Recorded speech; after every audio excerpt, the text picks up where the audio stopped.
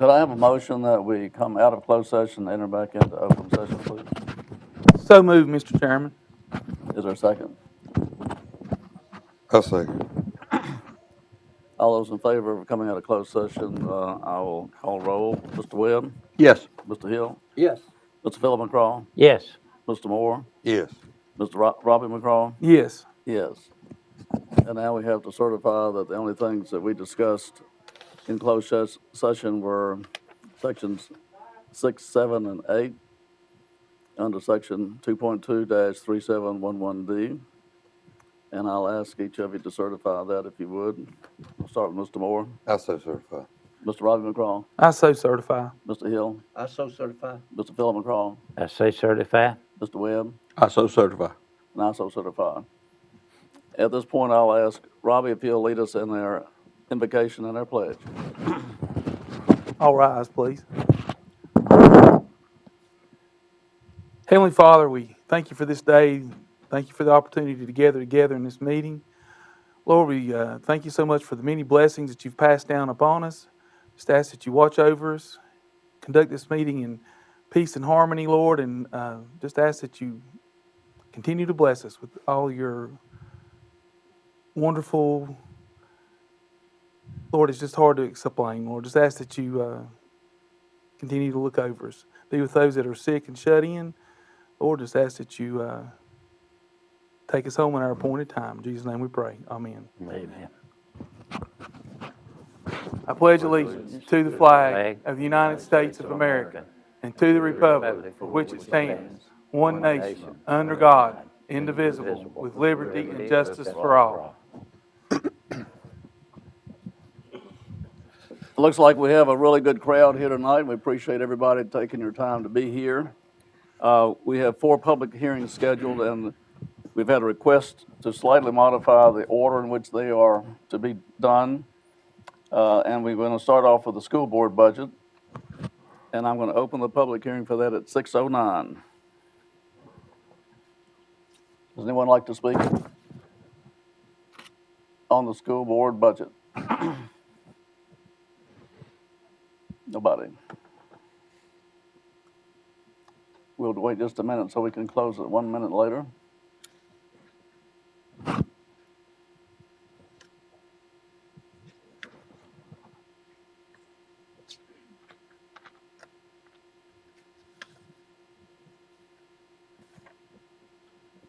Time moves slowly when you want it to move fast.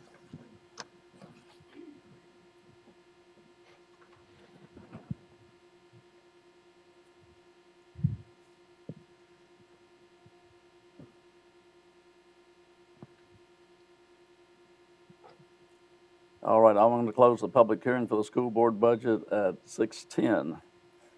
And now we'll proceed in the normal order. Next public hearing is on a 6-year road plan. And I'll ask Ms. Hughes to come and conduct the public hearing, and that will be open at 6:10.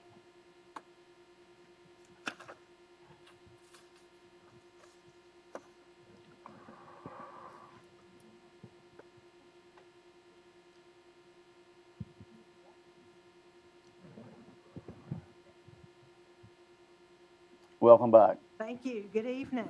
Good evening. Good evening. I know we got a lot of people here, so I will try to be as brief as I can. This hearing is being held in accordance with Section 33.2-331 of the Code of Virginia, which requires the joint effort of county officials and the Department of Transportation for the tentative commitment of estimated available secondary construction funds, beginning with fiscal year 22 through 27. A copy of the proposed 6-year plan and priorities for the secondary construction budget have been available for public view, and a copy is also on display here. After we have gone through the request, we'll work together and we can finalize this 6-year plan. I will tell you the priority list that you have, I'm sorry, you probably got a couple lists, but the first priority list that you have begins with 620. That's what's on the current 6-year plan now. That Colson Church Road, that is a site distance improvement that we're still working on right of way. But we do intend to proceed with that. Turner School Road, Dickinson Road, Steelhouse Road, Harrison Drive, Baltimore Road, and Grace Lane this year. Carroll County receives approximately $500,000 a year in secondary unpaved road funds. Just bear in mind, we estimate a mile of road at $300,000. So that can kind of tell you how much we can do in a year.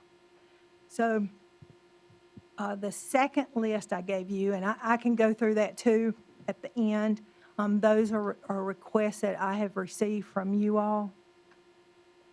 And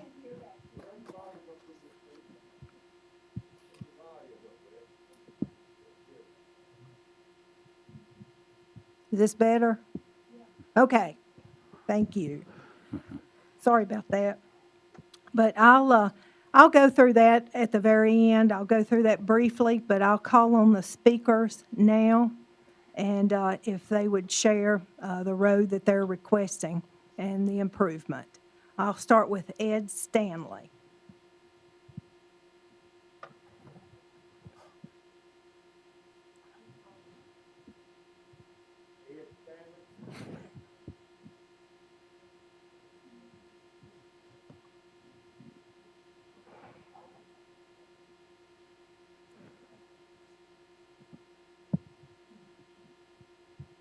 I'm Ed Stanley, Laurel Fork District. And ask for improvement on road on Groundhog Mountain Road, State Route 633. There's a half-mile section that it gets washed out pretty bad in a heavy rain, muddy in the wintertime, and potholes the rest of the time. And it's only half a mile, and that is our way out in the wintertime whenever the parkway is closed. The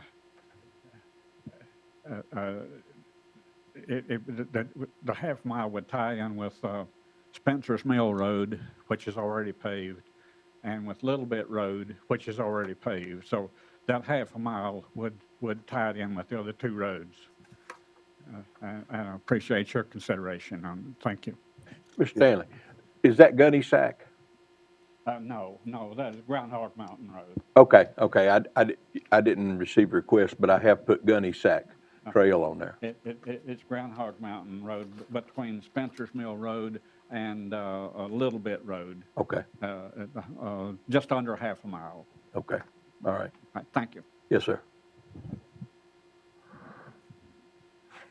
And just as a matter of information, we did add that to the priority list year before last. So Groundhog Mountain's there. The next speaker is Sue Quisenberry.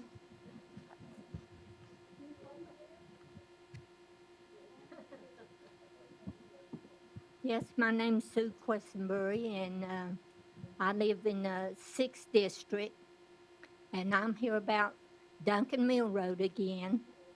And Duncan Mill Road, if you hard top it before you go down Army Hill, it's about 1.25 miles.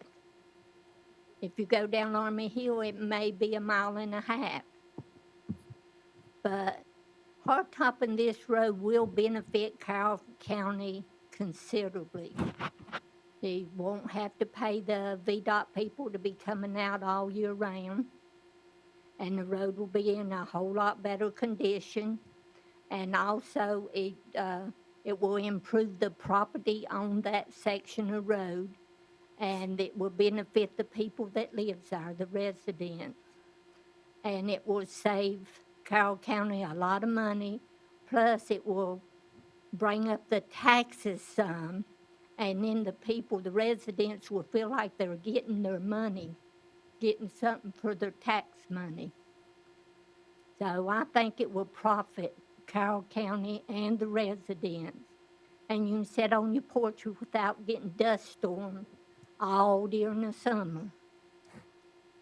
And you'll save a lot of money having to scrape it and come out there and re-scrape it and put water down or oil on it to settle the dust.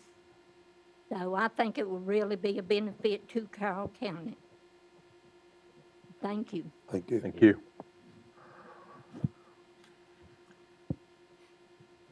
I have several other speakers for Duncan Mill Road, and Ronald Dawson.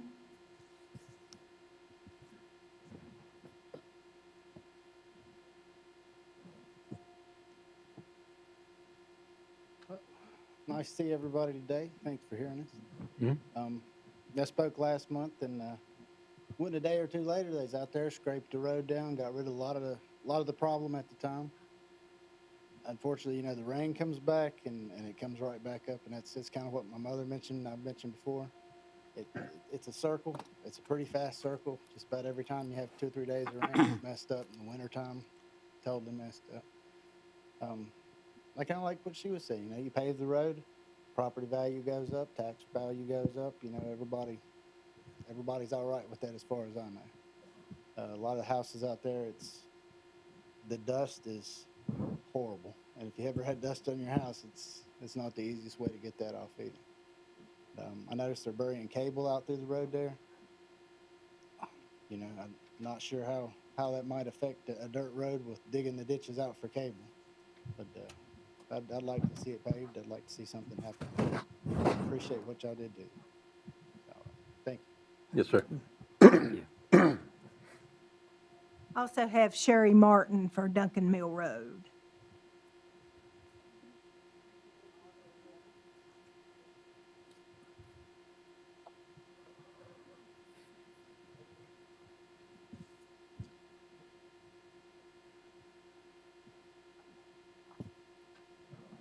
Hi. Do I leave this thing on here? You can take it You off can if take you it. like. Thank you, guys. Thank you very much. My name is Sherry Martin, and I'm on reference on Dougsburg Road. I have pictures. I thank y'all though for everything you've done, because you do good, you know, what you can with that road, but it gets pretty rough sometimes. And I have pictures, but if you don't want to see them, that's okay. Like sometimes it's like, I mean, real bad, like you just go about 2 miles an hour, you know, kind of going in all those holes. So, yeah, so I don't know how, anyway, if it ends up it could be paved, I sure would appreciate it. And, but as I say, thanks for all that you do anyway. Yes, ma'am. Okay, is that good? Thank you. I thank you too, thank you. Thank you. But I got some good pictures.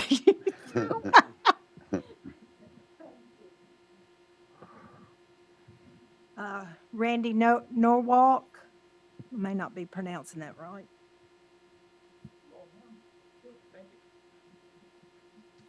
Thank you, everyone. Appreciate your service and what you do for us. I live at 2258 Duncan Mill Road. And the problem that we are having is that, first of all, this winter, I was lucky that I had a 4-wheel drive or I wouldn't have got to my house. It was that bad. It was the ruts in the road were up over, I was clearing them, but if you had a car, you weren't going down that road. Secondly is, we can't even sit on our front porch in the summertime. It is a dust storm, constantly. Not just once in a while, but you sit out there, it gets into the house, it gets into your car. You can't sit out there and enjoy the house. You know, you got to go inside, and even inside, you're constantly getting dust inside and cleaning. It's somewhat of a health hazard, breathing that stuff. I don't know what they put on the roads. I don't know, you know. So all I'm asking for is just a little bit of somebody do something. I don't care if they pave it or they tar and stone it. I don't care. It's just got to do something. It's just not the way to live. I appreciate your time, and thank you very much for what all you guys do for us. Thank you. Thank you. Looks like Joe Kemp.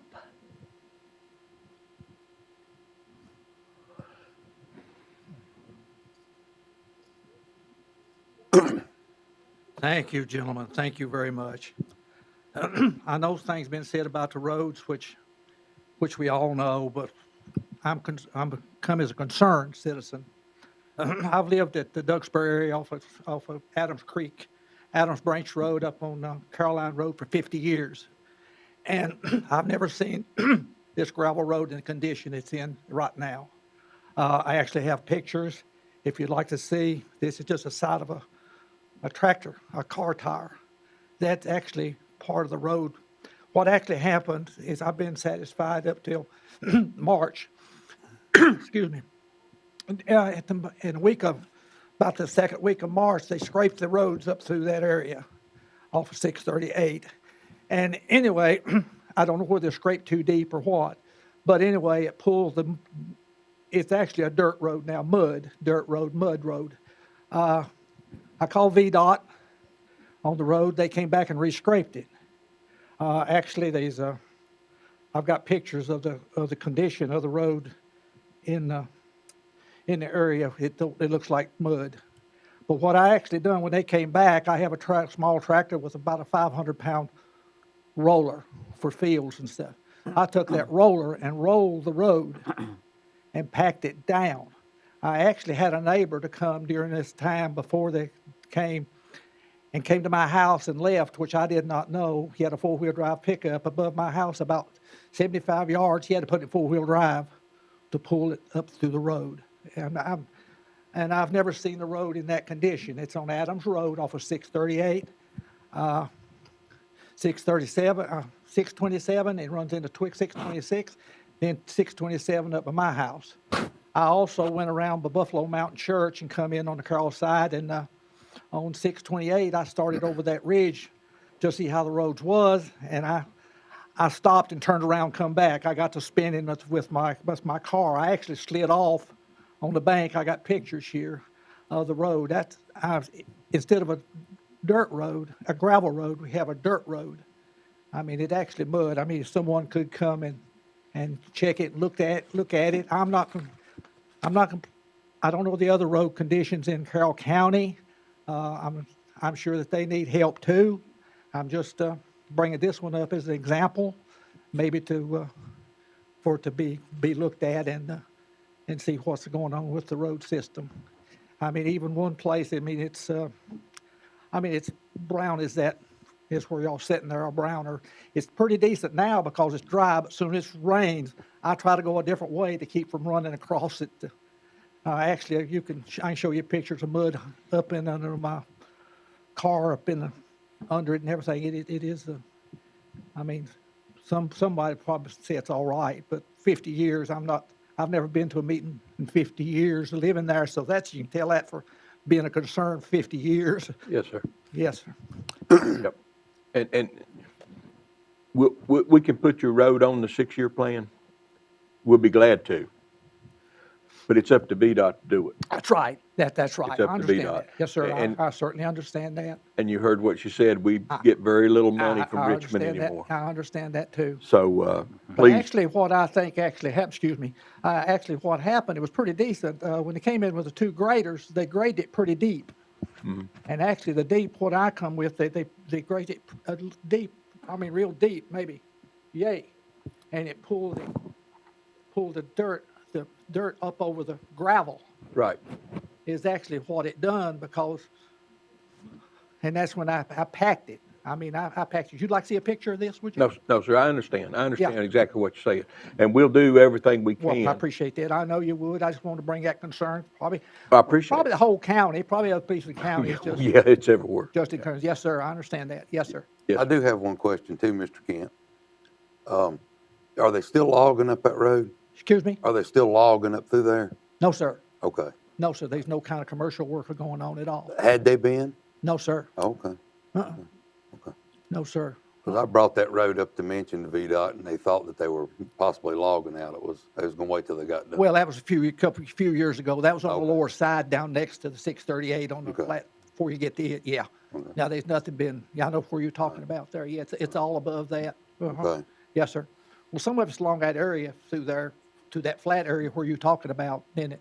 Okay. Then when you get on Childress Road, so you go up Adams Branch, and then you hit 627, 626, a little section, then you go up 627 on up through to the Floyd County line. Sort of goes up to the line on 627, yeah. Yeah, I packed probably half a mile of it with a tractor packing it. Because with that tractor and about a half a mile of it just to be, because it was so bad. And I appreciate y'all's concern. Yes, sir. you. Yes, sir. Deborah Tibbet.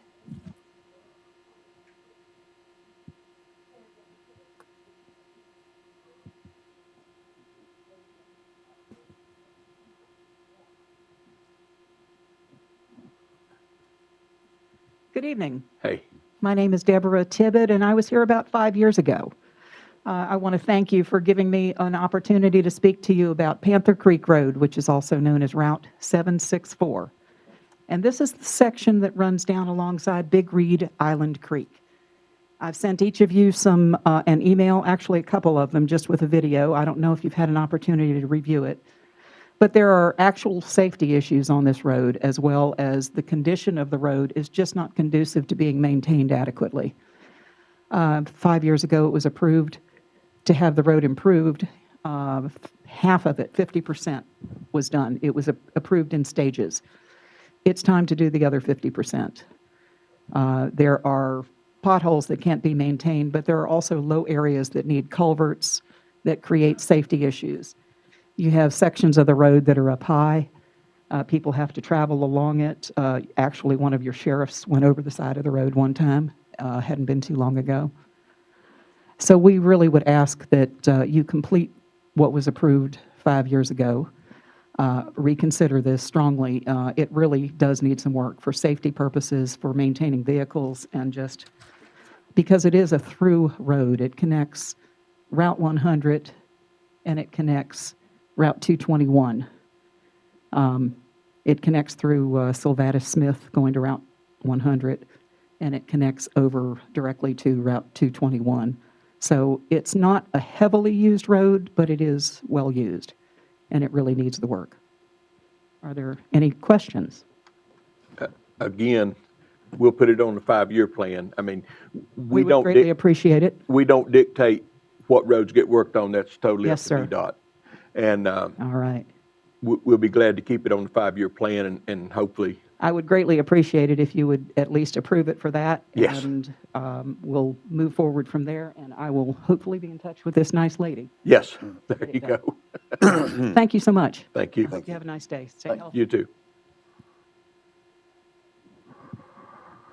I know we have a lot of people outside, so I'll make sure that everyone that wanted to speak has had the opportunity.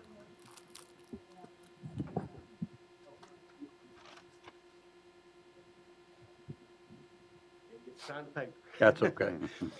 Thank y'all. I really appreciate you listening to us. Yes, sir. I pastor at Cliffview Church, and on Freeze Road, it's really, really bad. They just recently just put some gravel down and tar, and that just doesn't really fix it like it needs to be fixed. Yes, sir. And in front of our church, they have, sometime or another, is before my time, they had put some water line in there or something, and it just wasn't done up to snuff, in my opinion. And we, you know, we want trying to improve the property and all that, and we want to redo our driveway, but the way the road is, I don't know if you call it dog-eared or whatever, right on the edge there, it just would be very difficult to try to make that look like it needs to, spend the money or do whatever we need to do there. And then Glendale too. That's another road, just back a few months ago, and I've just been back here since February of 2020. And but Glendale, I was coming from my house toward the church, and there's right at the golf course. Y'all know where that's at, right? Okay. Well, the golf course, there's a big hole right there on the side, and I hit that thing, and it busted the belt in my tires on that side, on the right side. So, but that's about the extent of it. And y'all basically know what trouble spots we have, which are many. Yes, sir. Many. But I would appreciate something done. I don't know about the Cliffview deal over there on Freeze Road, but if something could be done there. I'm not sure that's Carroll County. I know It Glen. is where the church is. It is, okay. Oh, yeah. Okay, all right. We can ask VDOT to take a look at it, and Okay. then the Glendale Road, I'm sure, is in the city of Galax Okay. at the golf course. Yeah, is there anything that I could do as far as with the VDOT?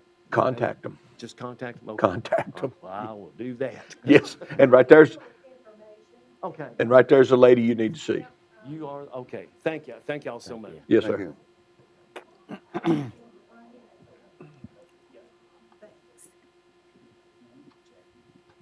Okay, I guess that's it. If you all will see, Lisa, allow me to interrupt. I had one citizen that could not be here that Okay. contacted me that asked me to relay information to you. And his name is Rayburn Hawks, and he lives on Colonial Road, which he indicates goes between Stable and Beamer's Knob. And he was requesting that be paved or whatever, but he said he owned land on both sides of the road, and he'd be more than willing to give the right-of-way for that to happen. okay, And I have his phone number. I can give it to you later. If you that'd be want. fine. Yep, you can email it, text it to me, or whatever's most convenient. Lisa, I had a contact from Kendall Webb about Cemetery Road. It's off of Old Appalachian Trail. Okay, And then we had a contact about a Flint Hill Road in Cana. all right.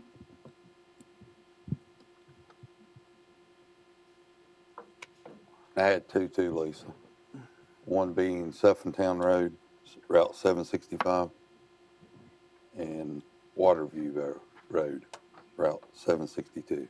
Okay, The lady that contacted us about Flint Hills said that she had a letter from the school board that stated that road is not safe for the school buses to travel. Could you check into that? I maybe will. See what's going on with that? certainly.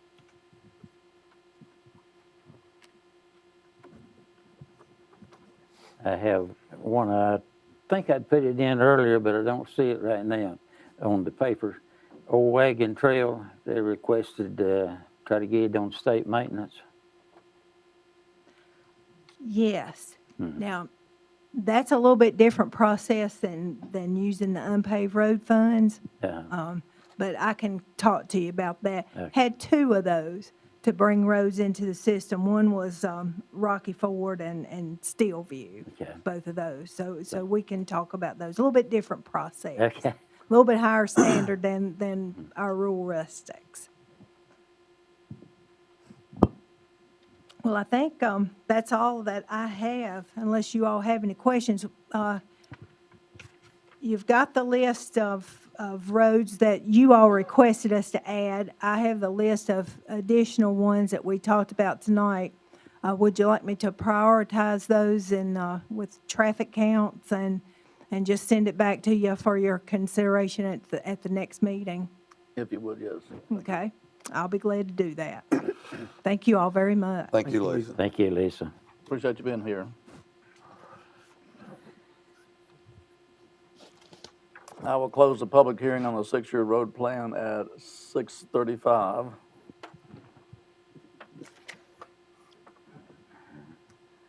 And next public hearing is for the land use fees. I'm going to open that at 6:35. And I was going to request our counsel if he could go over those real quickly. Could you mind doing that before we hear from the public? Yes, I'd be happy to, Dr. Littrell. I forgot that I have the lapel mic. What you have before you are two alternative versions of the ordinance. The notice of public hearing included language to address both subsection C and D in the longer ordinance. But we also prepared one just changing the fees under section D to provide you with some options. Essentially, what the ordinance would be doing as proposed would be to clarify when a separate application fee would be required and when parcels would be considered to be separate for purposes of separate application fees. That's number one, that's subsection C that we'd be addressing, and under D, it's just changing the application fees. Okay, thank you. Crystal, do you have a list?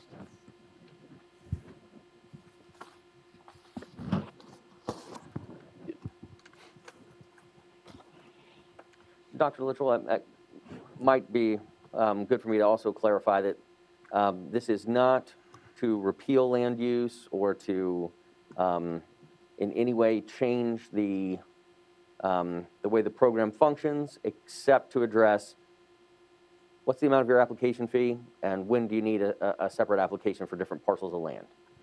That's And it what does it's not limited to. address the tax rate at all. It does not. All right, our first speaker is Kathy Patterson. If you'd come to the podium, please.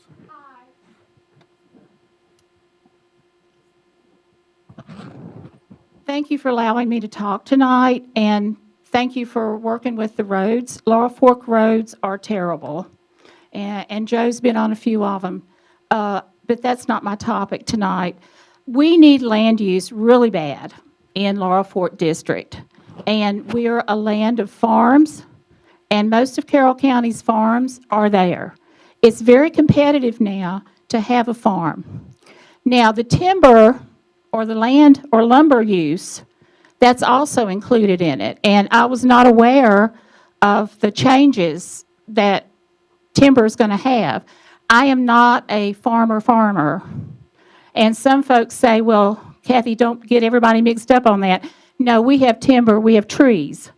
And matter of fact, our whole farm, all 150 acres of it is in trees. So we need to know when and how we need to do our plans. And we need to continue it just like it is because it's very competitive. Right now, we're in the state of where we've got property or trees that are ready to be harvested, but we're getting into the issue of taxes. And since land use and timber use is a big deal, we don't know which way to go yet. So we're kind of waiting and seeing. But keep land use, keep timber use, or timber plans as they are, and that gives us some security, and it gives us some stability in a time of high taxes and instability in the county. Thanks a bunch. Thank you. The next speaker is Danny Castle.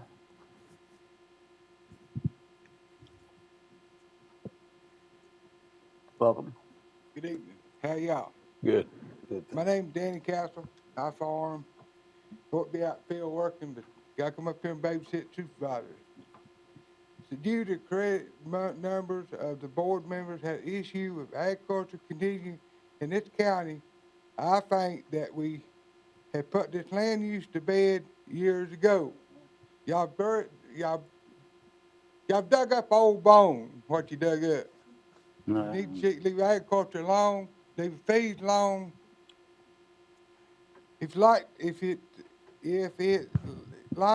you keep packing on the old mule, sooner or later, the old mule is gonna break its back or bow.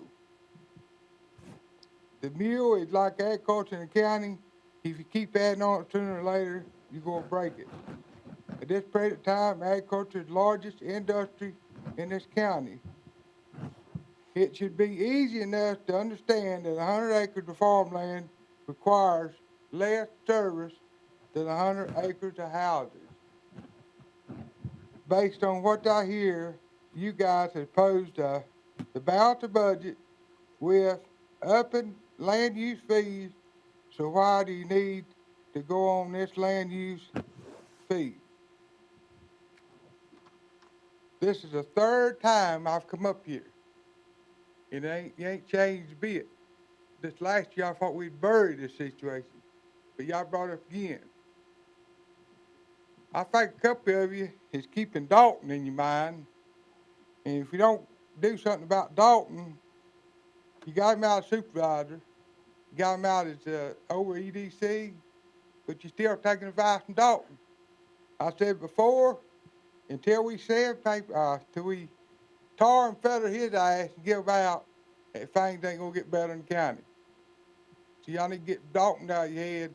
And I guarantee you, if y'all raise land use, the fees, and so much acre, there'll be some new faces looking at me next time I come up here.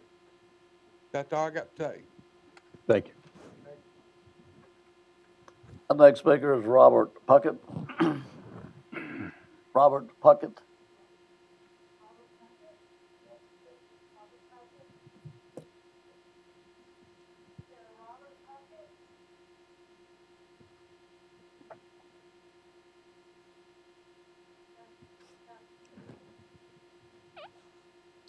Okay, next one is Greg Mcgrady.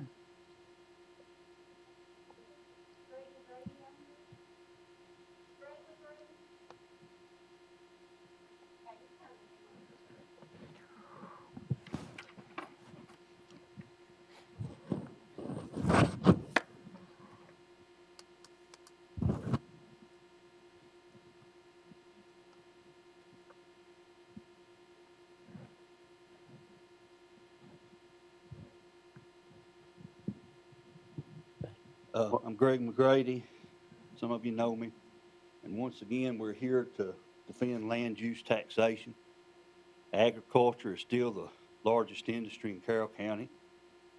And land use still pays more than its fair share of taxes. Even with land use, my farmland costs less than residential's do. I thought a year ago we had settled this, but we're here again. And a year ago we were told that we didn't need to come to these meetings, that all they were going to do was change some wording so we could have twice a year land taxation.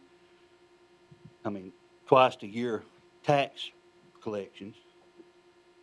But they forgot to tell us about the last part of the resolution that stated that y'all could change the taxes without any public hearing or any public comment. And we need a public hearing and a public comment before you can change anything like this. It's the right thing to do. Thank you. Yes, sir. Thank you, Greg. Thank you, Greg.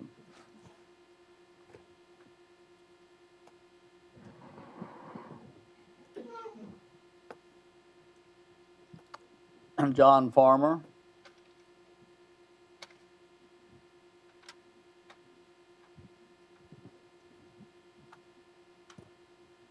Howdy.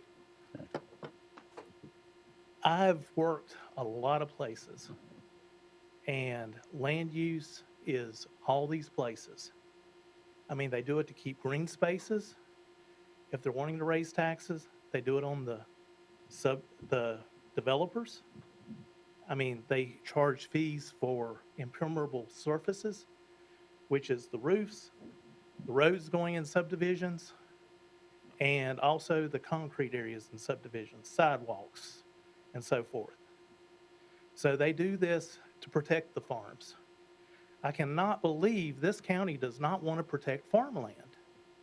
It actually makes me sick to my stomach to think that we elect people like you who actually want to stab us in the back. So my gripe is, you're going after the farmers, the people who have had family roots here for hundreds of years. And, I guess you all like the people that come here for 10 or 12 years, make a mess, and leave. I guess that's what you all want anymore. I look at a industrial park that is doing nothing to bring anything in, but it cost us. And if we was going to put something like that in, should have known somebody was coming. Any good planner knows when he's doing something that there's going to be a return. If I don't look for a return on the farm, I am losing my rear end. I'm taking away from my family. So, I'm looking at an industrial park, bringing nothing in, but you want to raise my taxes for land use? It's wrong. You want to raise the taxes on all the rest of these farmers and their equipment, and they're struggling. We're struggling more now than we was 6 months ago just because of politics. It's wrong. We're paying more for fuel, more for materials, more for labor. We are being hit every way there is, and it's like, you all don't care. And that's what I got to say. Either you all start caring about the people in this county because you all care about the county, or just let us know that you want to drive a stake in everybody's heart. Thank you. Mr. Chairman. Mr. Chairman, could I clarify that, please? Yes. Could I? We're not trying to take farm deferred. That has already been settled. What we're discussing tonight, taking public hearing on, is the fee for signing up a parcel, which is reasonable, and the fee for per acre, not taking it away. That's already settled. All the speakers tonight so far has dwelled on land use, that we won't take it away, not just sign it up. And it's a 6-year sign-up thing, lasts 6 years. If $50 proposed, that breaks down to $8.34 a year for that cheap land tax you get. And per acre breaks down just a little over 8 cents an acre for that 6-year period. So it's not a big deal. Everybody's trying to make it one. So let's proceed on. Our next speaker is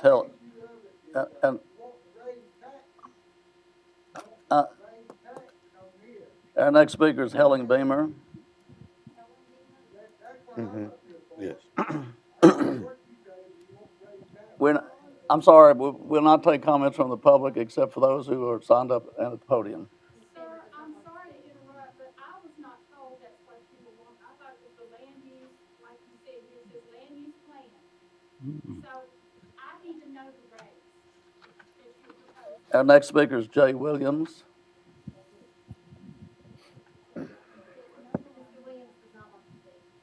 Okay, our next speaker is Benny Quesenberry.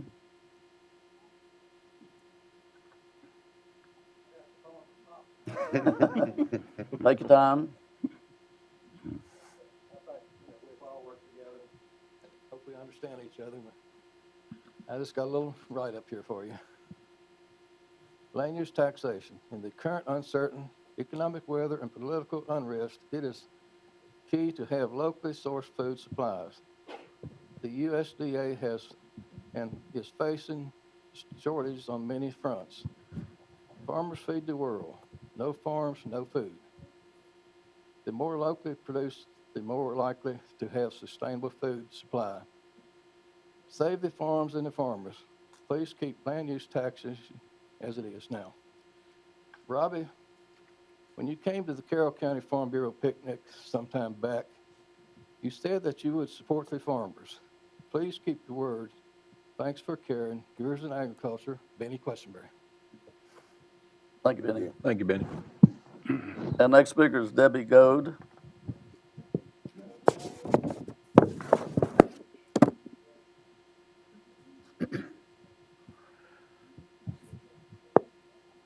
Thank you, members of the board, for allowing us to be present at this public hearing tonight.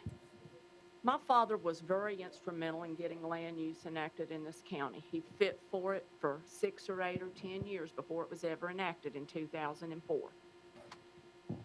I went back, since it come public knowledge is going to be this public hearing, and I drug through my records from 2004, because it's hard for me to speak if I don't know something. So I had to go back and look. Since 2004, wages have gone from $6.25 an hour on the farm to $13.15 an hour this year. Fertilizer has gone from $235 a ton to over $545 a ton this year. Chemicals have just gone completely out of the world.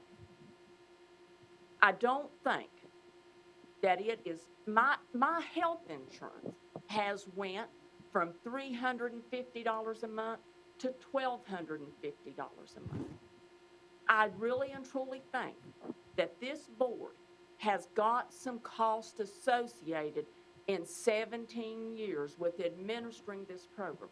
And I don't want anybody on this board or in this room to think I like land use taxation. I like it. And I would like to see it stay in its present form.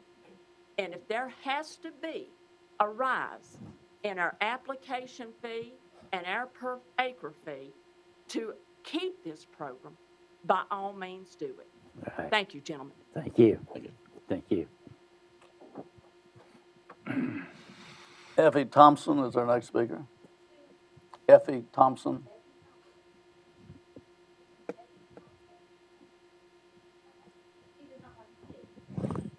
Danny Carrico is next.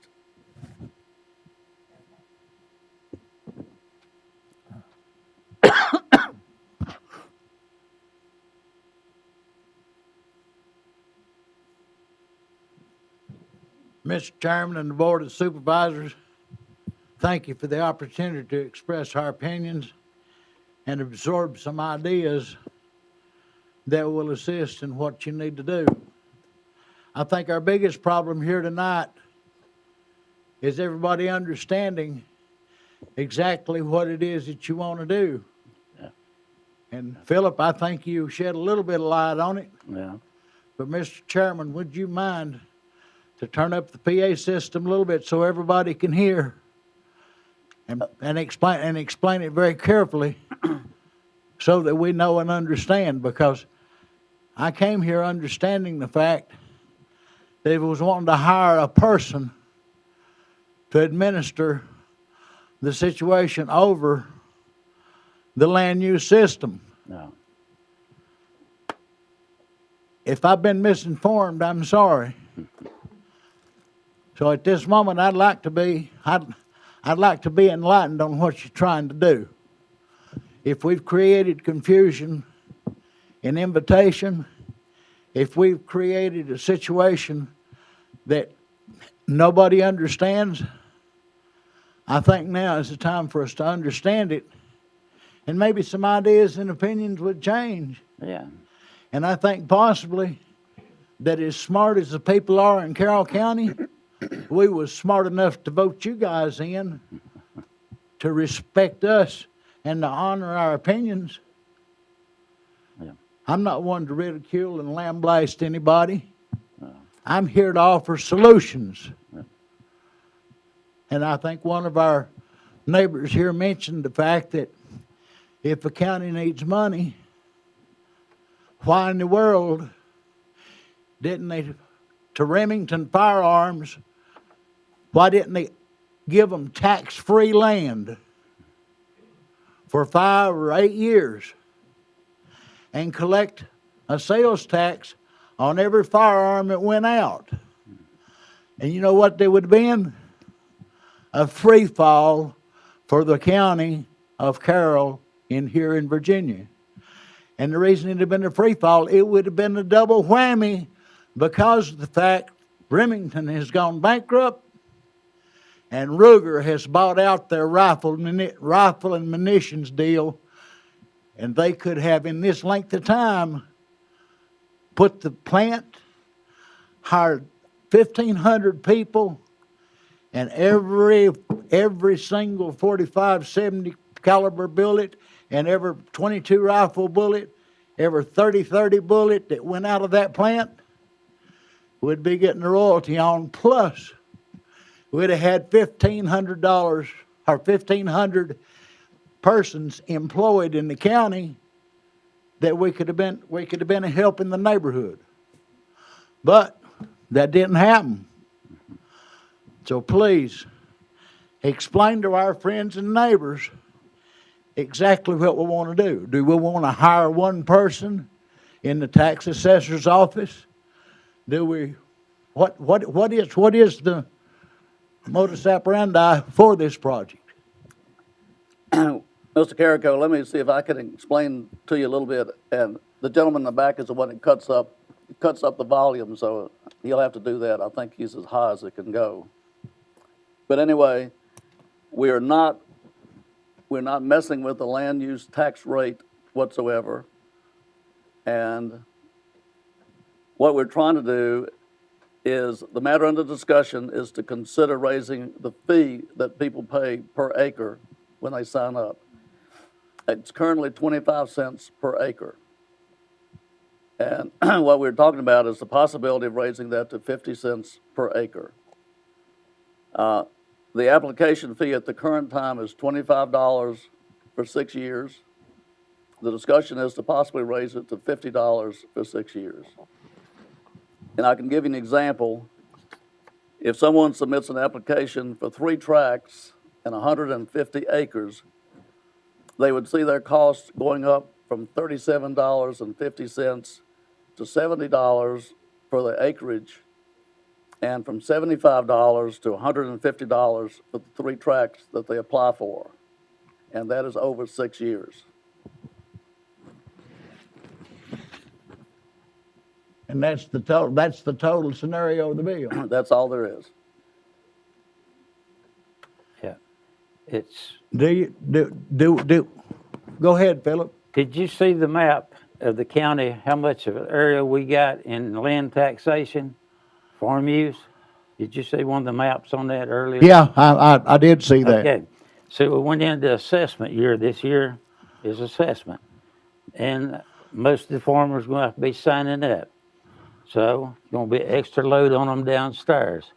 So to take care of that, raising the fee per sign up, per parcel, $50 per parcel, 25 cents to 50 cents an acre. And you're going to be saving on a $3,000 acre of land, you farmers save $14.85 an acre by being in farm use. So that's a real bargain. At $50 a parcel, breaks down to 6 years out, break it down to 6. Per year, $8.34 per parcel you're paying to get that low tax rate. And just a little over 8 cents an acre to get that low tax rate. You farmers paying $4.35 thereabout for an acre of farmland. And if you was not getting the farm use, you'd be paying about $19.20 on a $3,000 acre. So it's a pretty good bargain. I pay $40 a year membership in the Farm Bureau to get a little better rate on my farm insurance. And this breaks down to less than $9 an acre, $6.34 an acre to get the good tax value. And Farm Bureau has made a big deal about it, you know? So it's not a big deal. It's just your sign up is all we're talking about. Everything else, you get that good cheap rate.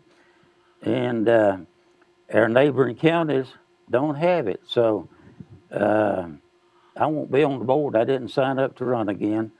So I thought some of the farmers know that how to pay the bills without taxation. I thought some of them had signed up to run for the Fancy Gap District or Joe's District or Dr. Littrell's.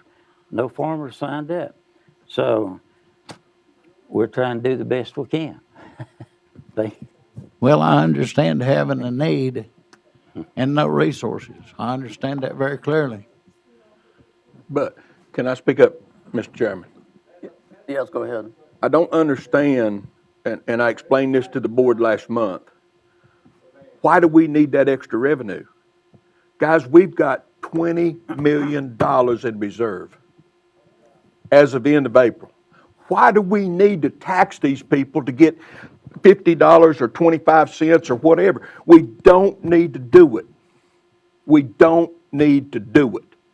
And that's all I got to say about that, sir. There is no reason that they're wanting to do that to you, other than they want more money. And I don't. Excuse me, we're not going to take comments from the floor. I'm sorry. Mr. Carroll, you finished? No, I want to thank Joe for his comment.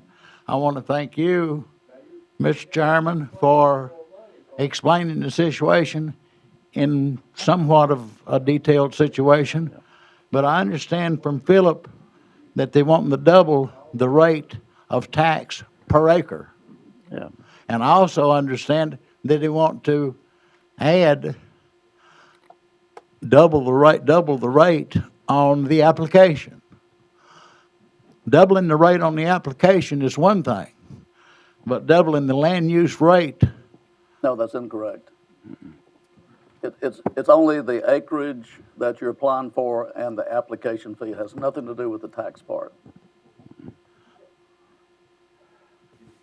That, I'm understanding what you're saying, and I think there's a lot of people here understanding that when you increase the rate per acre, Only the application part, not the taxes itself. One time in 6 years, you're getting a 6-year sign up for $50 for a parcel. That's a deed if it's 150 acres or how much. And little over 8 cents an acre to get a low tax value. You're getting a bargain. And I'll second what Joe said too to the board. You know, we have a balanced budget right now with what we have. So, you know. I don't understand why we need the money. We took care of it last year. Yeah. Pardon me, Public hearing. would you please sit down? You're out of order. I understand what we're trying to do. I understand the balanced budget. I understand the increase in the amount of application. What I don't understand is the increase per acre situation. If we're calling per acre and application two different names, we need to understand that. Well, right now, if you were to sign up, you pay 25 cents per acre and $25 for the application per tract. What we have talked about is going from 25 cents to 50 cents an acre and from $25 to $50 per application. That's all. I mean, that is an increase, but it's not the tax itself. Well, what are we going to call the 25 cents that we're paying now and adding 25 cents to that? Well, you like to call those fees instead of tax increases. Fees, tax, tariff. You But know, anyway, we can call it a monkey if we want to, but it has to come out of these chimpanzees' pockets. I understand that, but I'm trying to explain to you what we're doing. I'm not saying I'm for it or against it. I'm just explaining. I understand. Before anything happens with this bill, please, in the name of good common sense, call up, all of you, call up your constituents in the neighborhood, take the list that you've got for farm use, call those people, talk to them, recognize them as neighbors, recognize them as friends, find out where their heart's at. They may have some solutions that will give the county more money. Instead of turning away Remington, maybe we can invite Ruger. There's lots of, give the farmer some kind of an incentive to produce more crop on more land and work out a situation to where that the county, the direct county, can collect a few cents from each farmer, but the farmer's got the incentive to produce. This young lady that was up here just a minute ago, everybody in this room feels the same way, but we don't want to be railroaded into something. And I don't see it being railroaded. I see it a time to negotiate, come up with ideas and solutions, and solve a problem without being an impact on the community. Thank you, gentlemen, for your time. Thank you, Chairman. Thank you. We appreciate it. You all be safe going home. You too, sir. Too. Did you have something you wanted to read, Crystal?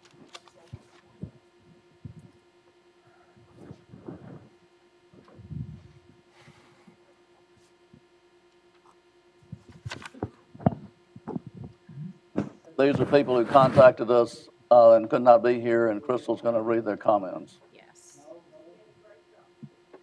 Okay, the first comment I have is from Norman and Ruth Coble. We want to express our support for the land use assessment program. Although we do not reside in Carroll County, we do own property there, and it is in the program. Most of our land is woodland, and it is a precious commodity in this day and age. We strive to be good stewards of the land by planting trees and food plots to feed wildlife and prevent erosion along Little Reed Island Creek, which runs through our property. Since we do not live on this property, we cost the county very little in services. The taxes we pay help to pay for the services that non-farmers require. Please continue to give farmers a tax break so that they can provide food and products for the rest of the country. Thank you for your support. Okay. The next one is from Carroll Willis Hull. Carroll County cannot afford to lose any more farms. My ancestors have owned land here since 1792 when it was part of Patrick County. Therefore, it is vital to pay the fees for land use assessment. These fees are in line with other counties in southwestern Virginia. Also, the Farm Bureau acts as a clearinghouse to keep me abreast of the latest information about farming in Carroll County. I've had many offers to buy my land, but I refuse as I believe once the farmland is gone, we all would suffer after effects.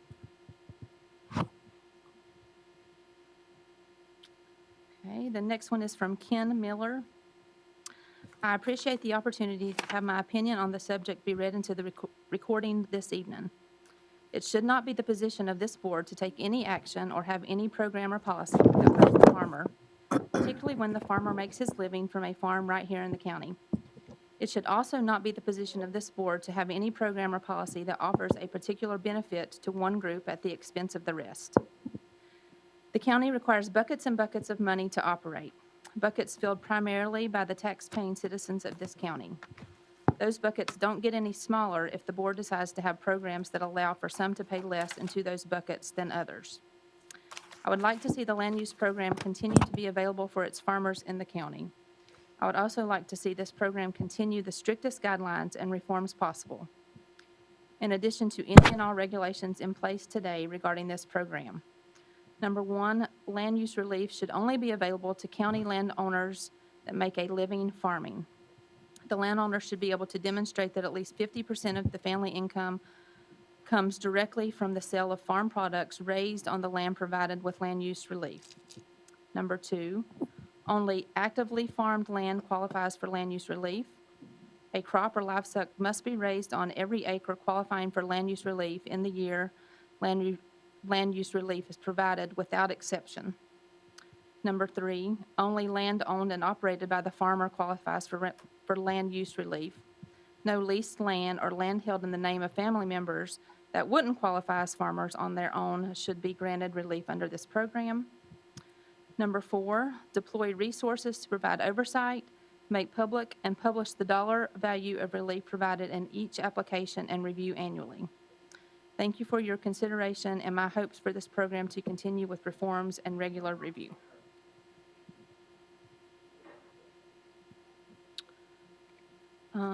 The next one is from Susan Clark. Thanks so much for the opportunity to comment for the public hearing to participate in land use assessment. The following facts are critical to any discussion and conclusions on fees to participate in land use assessment. Land use taxation is the most effective method for preserving farmland. Agriculture is the #1 industry in Carroll County. Current fees for the program are in line with or higher than those surrounding counties. $13,500 in fees collected in 2020 to administer the program. According to the Census of Agricultural, Carroll County lost 72 farms, or nearly 15 farms per year, between 2012 and 2017. The loss amounted to 17,848 acres, or 3,570 acres per year. Farms use an average of 32 cents per tax dollar paid in county services, whereas residential properties use an average of $1.16 per tax dollar paid in services. The need for service funded by tax dollar is greater when farmland is developed. I sincerely appreciate your concern and responsiveness to this issue, which affects so many individuals in our county. The next is from Frank and Jane Webb. We won't be able to attend the May 10th meeting, but would like to make a couple comments. We own a small farm in Duxburg jointly with our brother H.D. Kemp.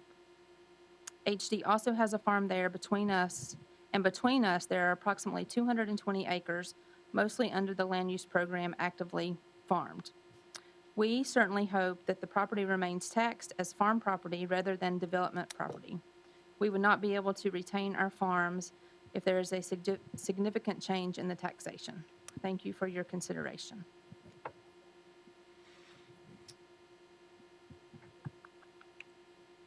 This one is from Jane and Doug Hill.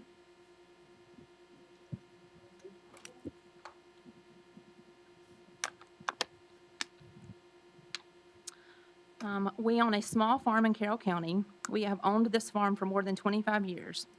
We love this beautiful place and the people who live here. We stay in Carroll County for about 6 months of the year. We cannot attend the meeting tonight, but I had a few questions. Number one, what is the purpose of the meeting? I remembered that there was talk earlier of getting rid of land use fees. That would be tragic for Carroll County's effort to attract new residents. Number two, the loss of 72 farms in 5 years. Did those farms become residential? What happened to them? How exactly does that affect land use fees? Number three, in Carroll County, the land use fees are paid repeatedly, but in Lenoir County, North Carolina, where we are also residents, we pay farm use fees only once. Number four, I have also noticed that Carroll County is sending our back tax year bills twice a year. I am wondering why. Sending out tax bills twice a year is costly. Is there a problem with tax collection? I would surely suggest that you do not raise land use assessment fee nor abandon it. In these most unusual times, doing either might be the short-term solution to a financial problem, but the long-term consequence could be more serious. Perhaps there is a need for close examination of the budget or other possible solutions. Everyone is feeling pinched financially by COVID, closings, and the potential for higher taxes from our federal government. Thank you for taking the time to read my letter.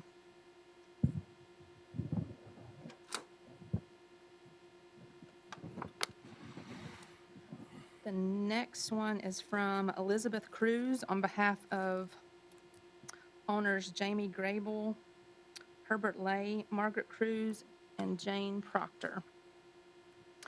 I'm writing on behalf of the partners of Pinedale Farm, located at 797 Brannon Road, Willis, Virginia.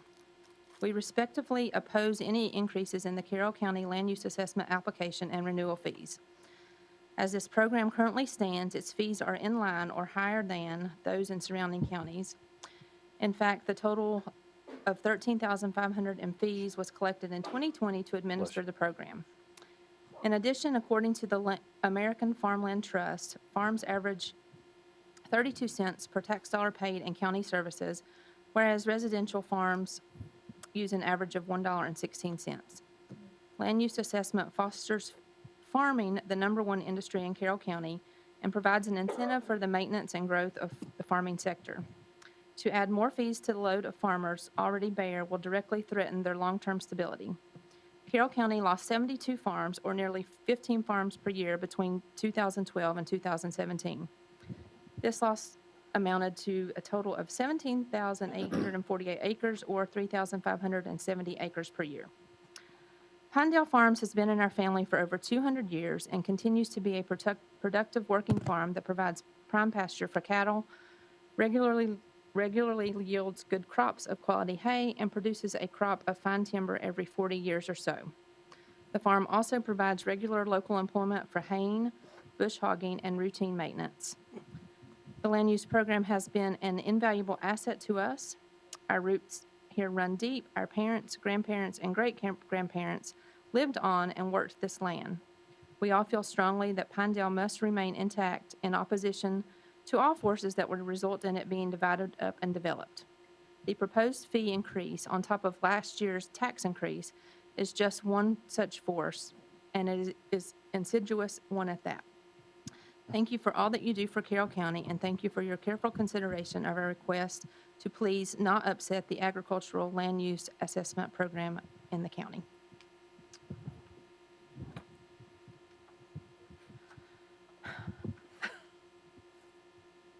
Okay, this one is from Mike Goldwasser.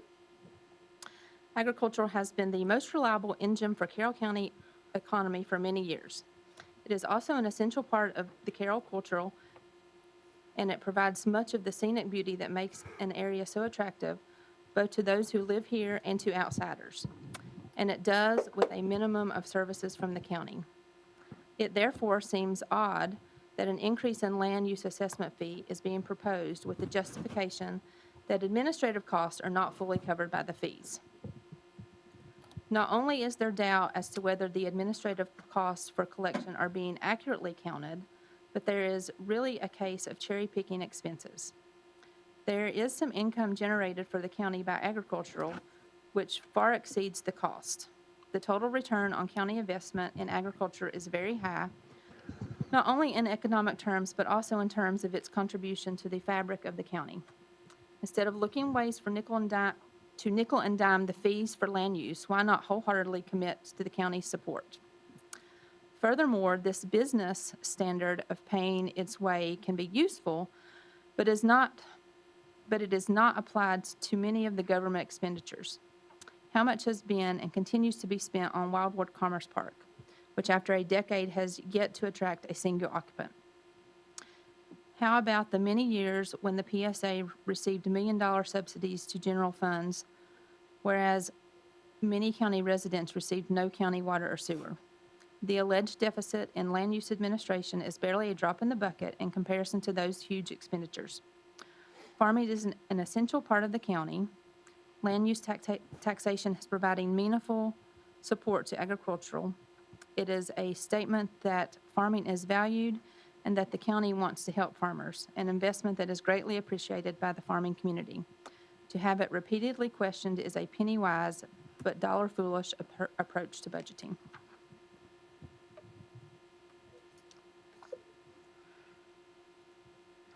Okay, this one is from Rebecca Mcgrady. I'd like to voice my opinion on the additional fees or taxes on farmland in Carroll County. I do not agree with the addition to fees or taxes, which would further burden the farmers in the county, as we all have experienced increases in the past year in everything we need to continue in farming. Any increases continue to take away from our ability to provide a living to our families. If the farmers can no longer afford to produce crops, then all the land will be sold and developed into housing projects, and the whole county will suffer. I regret having to have these conversations at every turn and hope that the governing bodies of our county listen to our voices and take action to help us continue as farmers. And the last one that I have is from Christina Banks. I am attaching a link of the methods and procedures determining the use of value of agricultural and horticulture land in Virginia. The purpose of this document is to explain the underlying assumptions behind the use value assessment program and the processes used in calculating use value estimates for agriculture and horticultural land in the cities and counties participating in the program. I am asking that you look at this manual estimating the value of agricultural in Carroll County before you completely decide based on financial needs. I would agree that some of the land in the county may not be fit in the description of land use, but I think we can all agree that farms fit into that description. I understand that some homeowners feel that this is not fair action, but I too own land and a residence that I pay taxes on and do not receive a deferment. One speaker at the last meeting brought up an issue with farmers not paying taxes on tractors. Does anyone pay taxes on four-wheelers, side-by-sides, motocross bikes, zero-turn mowers, riding mowers, or personal yard tractors? These may be used for pleasure or personal. Tractors are used to plant, spray, harvest, and etc. They are a tool for the trade. Farmers use the land use deferment as an incentive to do business in the county, to live and farm here, bringing money back into the county. Southern States and Hillsville and Galax are farmer-owned, with several farmers giving more than $500,000 a year to those businesses. In turn, they employ more than 20 people, supporting their families. Also, there is Galax Farm Supply, which is locally owned, and Troyer. Talked way too much. Farm Supply, both where farmers spend their local money, thus supporting more families. Another business is W.O. Hill in Cana, which is another provider to farms for supplies and farmer-supported. The definition of local food is within 100 miles. Regional is 500 according to USDA. Our farm supplies food within the county that you can purchase from Food Line and in Galax, Super Dollar, and Walmart. Farm gives jobs to 40 to 50 local people a year, in which those people support their families and spend their earnings back into the community. Virginia Produce in Hillsville employs an average of 150 local people. They too spend their dollar back in the community. I know from history of working on local farms such as Brady's, Painter, Snake Creek Farm, Light Farm, and Castle Farms that there is a large portion of their produce that stays local and is accessible. Our country, our state, including our county, is in a crisis right now. Not knowing if you were able to buy groceries for your family safely is a very scary feeling. Produce is needed more now than ever to do well. Farmers have a job to do supplying healthy, safe produce to the consumers. I'm asking that you not abolish the land use tax program. I'm asking that you support your local farmer. This year may be one of the hardest seasons to start for a farmer. We borrow money on the faith of the system that the produce we plant will be harvested to provide safe produce for the consumer. The county is already on a shortage of many necessary supplies to live comfortably every day. Please help ensure that we do not have to have a produce shortage as well. I believe that your jobs are hard and that you do what you believe is best for the citizens, so please include the farmers in your future decisions you will be making. In talking with many tax-paying citizens of Carroll County, there's a lot of confusion. People have honest questions and concerns that could and should be addressed. We're in a very, very difficult place right now, and financially, our county, and we are in a very uncertain place with the economy during this pandemic. People are understandably very unsettled right now. Due to the encumbrance of these circumstances, I would respectfully ask that the Carroll County Board of Supervisors postpone any action to change the land use tax until such time as citizens and our county leaders have a better understanding of where this pandemic will leave us. I also am suggesting that the county create agricultural committee to help direct and make decisions with educated, skilled professionals in the ag field. Thank you, gentlemen.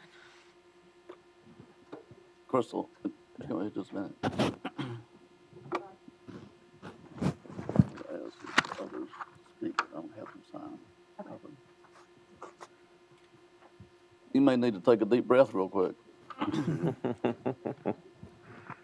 Those were all the folks that had originally signed up to speak.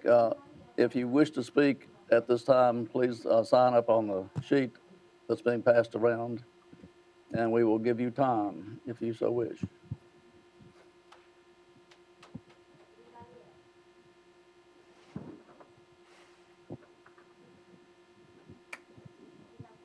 Okay.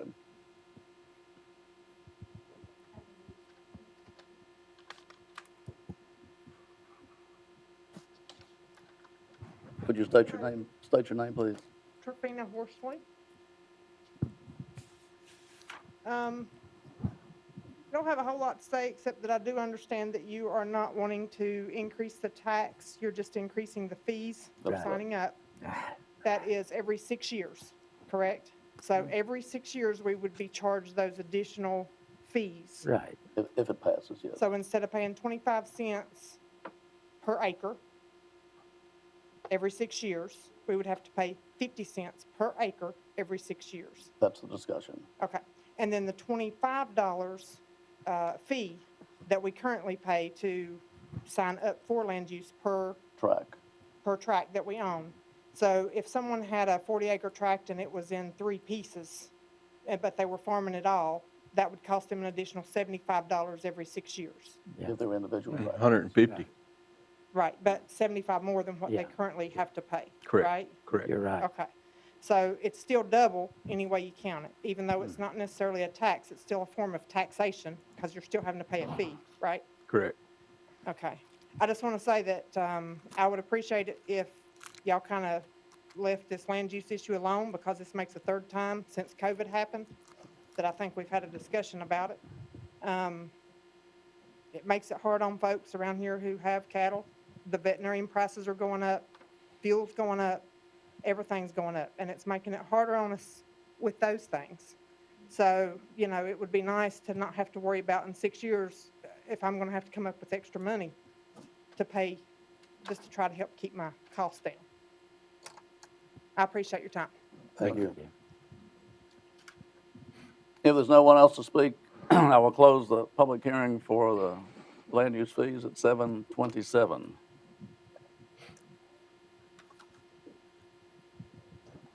Does anybody need a recess for about 10 minutes? It's up to you. That'd be good. I mean, everybody good? A recess would be good. Okay. We'll declare a 10-minute recess for folks to get a drink of water and anything.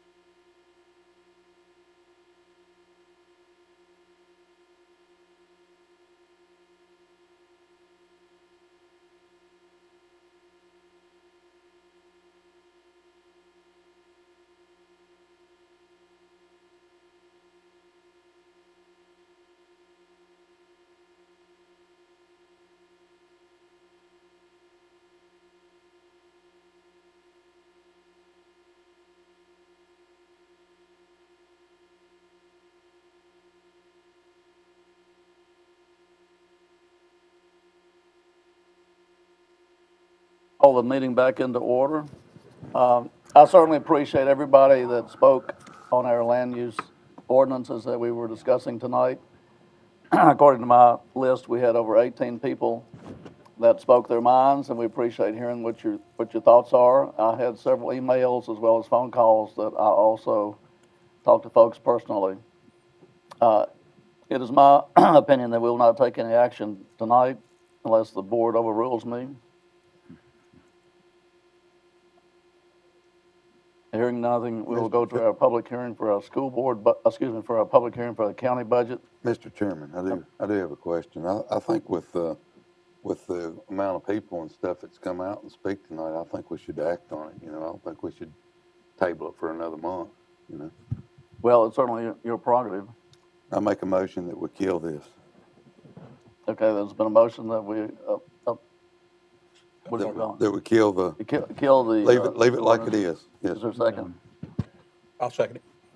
Any discussion? That cover both. Councilman?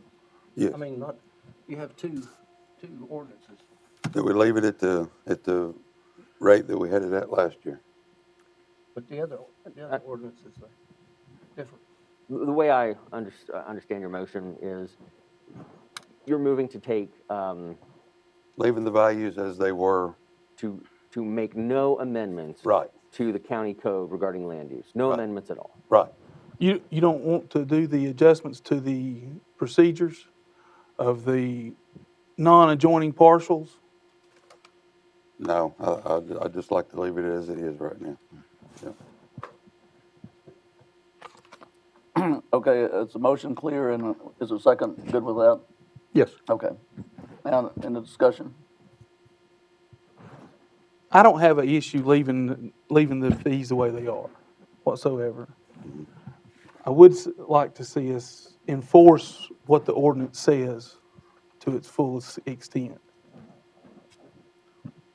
As in, what's your thing on that? You know, I don't want to see it to come into, you know, like where the fees can be changed without a public hearing. And I don't see that change. That's fine. okay. Okay. I'm more concerned about, Steve knows what I'm trying to say, I think. I think what you're, if I understand from previous conversations, Mr. McCraw, I think what you're trying to address is when you have a situation where you have separate parcels that are not connected, that are being submitted under one application. That's exactly right, because it's supposed to be, if the parcels are supposed to, from what I've read and what I understand from SLELAC, the parcel's supposed to be adjoining to be counted as one. If there's two parcels and they're not adjoining, that should count as two. Right. That's the kind of thing I want to see enforced. I think we need to enforce those things like that. But my question is that something that we need to do through an ordinance, or is that what the Commissioner of Revenue and them do? Well, it's part of the ordinance anyway, correct? Yeah, and state code, so that should be enforceable. So my question is, whoever allowed that to happen to start with? That's way before my time. It's before my time. And your time, and Yes, sir. Tracy's time. Who allowed this to happen? I think it goes way back. I'm not sure when that practice began, frankly. Right, so, you know, whoever it was should pay the penalty, but not these people out here. Well, I'm not saying that we go back and try to charge anybody a penalty. Right. I think we just need to start from this point forward, enforcing it the way it should be enforced, and the I way agree that with it should that be, that it should 100%. go. Yes, sir. Right, but again, who's going to enforce it? Who's going to enforce it? If John Q. Public comes up tomorrow and says, I've got 2 acres over here, 2 acres over here, and 2 acres over here, I want them under one plat land use, who's going to enforce it to them that they can't do that? Well, the Commissioner of Revenue's office when they accept the application. Right. And they're not doing that. Well, Obviously, I'm not they haven't been saying- doing that. I don't know. I haven't conducted an audit or anything. I mean, you know, my understanding that was a longstanding practice. I don't know if that's still the case. Okay. Well, anyway, that's all I got to say about it. The other question, we can't raise these fees without a public hearing, correct? Correct. They're set by ordinance. So no matter how many times we bring it up, we have to have a public hearing. If you raised it 1 cent, you'd have to have a public hearing. So if it's a resolution, you still have to have a public hearing? Not raising. Ordinance or resolution? Well, if you were going to change an ordinance that would state that the fees could be changed from time to time by resolution, right? You would still need a public hearing on that language, and that's not in these ordinances. So you couldn't do a resolution standalone to change the fee because it's already established by ordinance. Okay. I'll still keep my motion as it is with, with the understanding that whatever the law is what, everybody abides by, you know? Is there anything that, is there any way that we can validate this as we go along to make sure everything's being done properly? Well, I mean, it'd start with a follow-up conversation with the Commissioner of Revenue and see if that's an old practice or whether it's still going on, and if she has any recommendations for clarifying the process, and a dialogue is probably the place to start. Okay.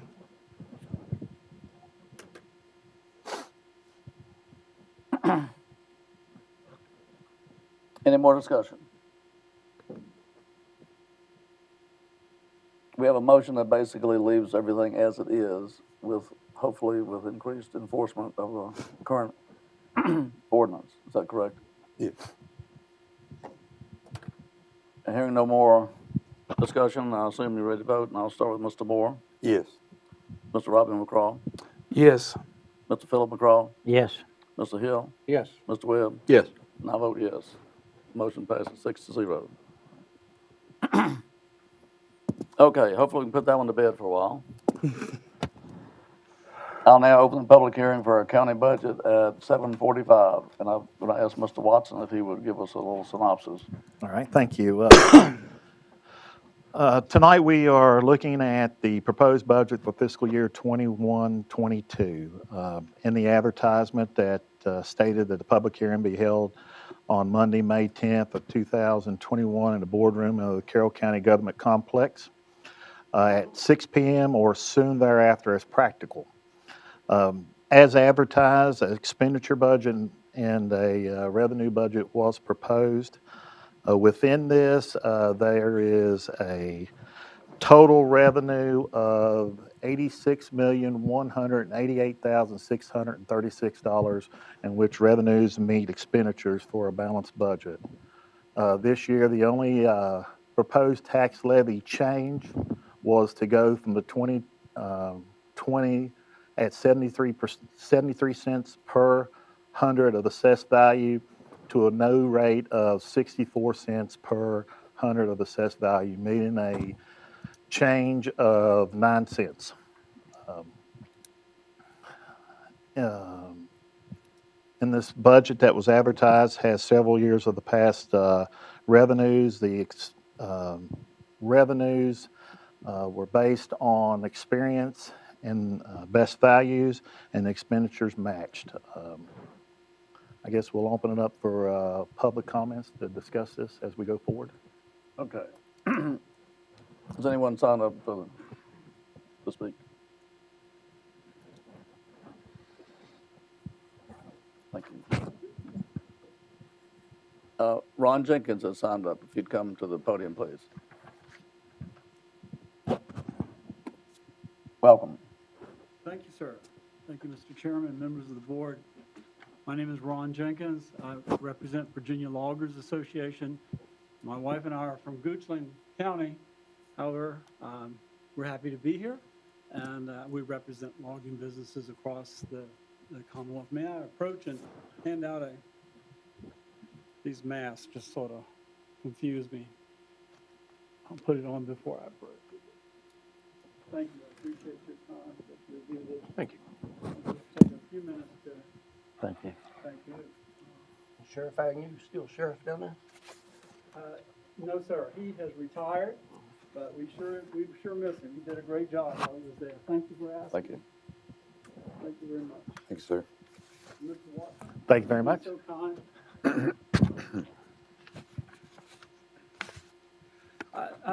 I'm here tonight on behalf of Virginia logging businesses, especially those here in Carroll County tonight, and for those in our surrounding areas. Not long ago, we were in Wythe County, and Wythe County did approve this. What we're asking for is that you approve an exemption, and it's a tax exemption on forest harvesting equipment, which is usually subject to personal property or machinery and tools taxes.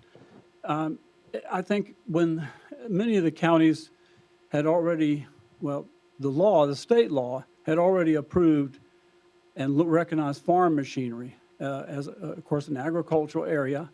And as a result, many years ago, they placed that into the tax code, which exempted farm machinery from those taxes. And I think maybe it might have been an oversight. I don't really know what happened. But what we were able to do with the full unanimous support at the annual meeting of the Farm Bureau and a lot of work during the year in 2019, they've got full approval of support for us to say forest harvesting is just another form of agriculture. And I think since we've listened to many testimonies tonight, there are many people have timber as well as other crops that are more traditional. So I think they were right on. The Virginia Association of Counties actually agreed with us, as well as many of the other forestry association and ag businesses. So that's why we're here. The state placed forestry harvesting equipment as an agricultural equipment under that same section that you all use now if you do exempt agricultural equipment. And we're just trying to get out because last year was a tough year for loggers with the COVID. Many mills shut down. Keep in mind that for what the loggers have to sell is a load of logs or longwood or a load of chips, and that's it. They don't have any of the refinished products. So when a mill slows down or goes out of business, they don't have many places to take that. It's a short haul, a couple hundred miles would be long distance for logging companies. So it's a tough time. Markets cause even more tremendous pressure. Unlike, say, some of the agricultural crops, USDA, federal government, doesn't provide for subsidies or for something that helps the farmer, the timber owner, to suffer when, or to take care of themselves when the markets fall out. But loggers do generally take title to the timber rights, so they become owners of that timber rights for a short period of time, and they hope that the markets will hold up and bear during that period of time before they lose the contract. So we're here tonight to represent them, ask for your approval, ask for your support. I'm happy to answer any questions. I think we have 10 counties now that have done so, and we hope that that you will be another. Anybody have any questions of Mr. Jenkins? Well, Thank you for your presentation. Thank you for your time. Thank you for your consideration. Thank you, Mr. Walker. Hey, thank you very much. Could we perhaps look into that possibility and also see what impact it might have on the income? Just as a rough estimate, I was told is we have about $10,500 worth of tax dollars with this exemption. So it's about $11,000 change. May I make one more comment? We're not asking for the tax relief on trailers or trucks. It's only for the equipment you cannot use for anything else. It's that which is used in the forest operation, cutters, chippers, the loaders, and things now in mechanized. A lot of this is still chainsaw business in many parts of Southwest Virginia. So we're just looking for the kinds of things that you would find which you cannot use for anything else. Thanks for the clarification. Thank you.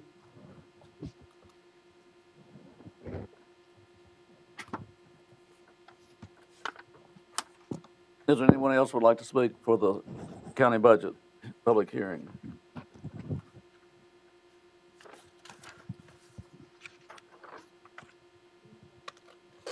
If not, I'll close the public hearing at 7:53. Our next item on the agenda is citizens' time, and I'll remind everyone that's speaking that you have a 3-minute time period, and we will try to have the lights on the podium to light up.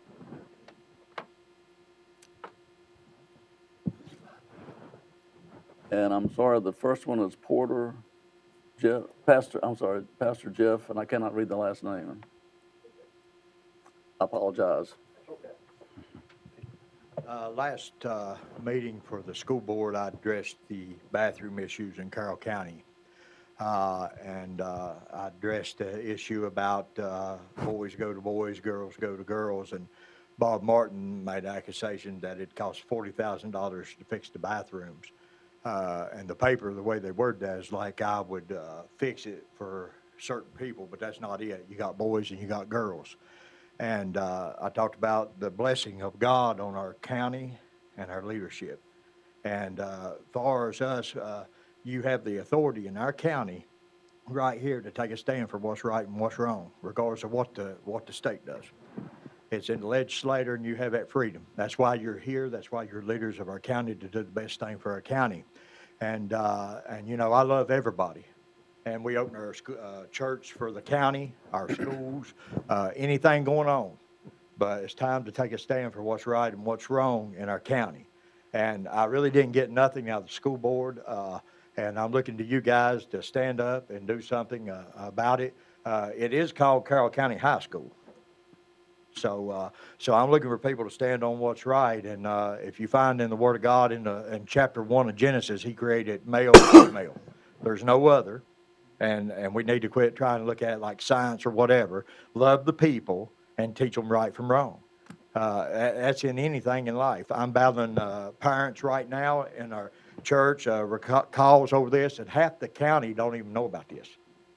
Now, I'm telling you, if the word gets out there and people get to pushing, now it's going to be pretty rough, because the county really don't know. I mean, kids, unless their kid comes home and says that this is happening. I had kids in our church that said that the wrong sex was coming in the bathroom. And now they don't even want to go to the bathroom. I got one girl that's battling depression right now. It's 13 years old that won't even go to public schools now. Wow. On account of it. And she is suffering tremendously. She is seeing a professional psychiatrist, and it's doing no good right now. The parents can't do nothing with her, and it's up to us. And if we want God's favor over our county and our country, we need to do the right thing, stand on the right morals. I mean, we understand. I mean, when we were kids, we understood which bathroom to go to, and we need to continue that in our county and in our schools. And I'm, you know, I just want to show the love of Christ. I want to love everybody, but wrong's wrong and right's right. And it's time we take a stand, and it's time that we have some backbone and do the right thing for our county. And I want God's favor over our county. And I ain't bashing nobody. I'm not here about that. I'm here to love them and introduce them to Jesus as Savior. You know, when I lived the wrong life, when I was worldly, I knew right from wrong on that part. And I think all you guys understand right from wrong. Absolutely. Yes, sir. Okay?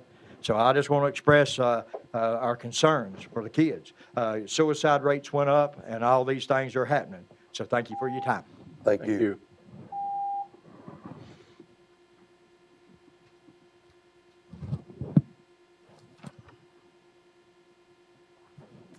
Our next speaker, and I'm sorry I can't read this either, Minister Wayne. I could get part of it, I couldn't get it all.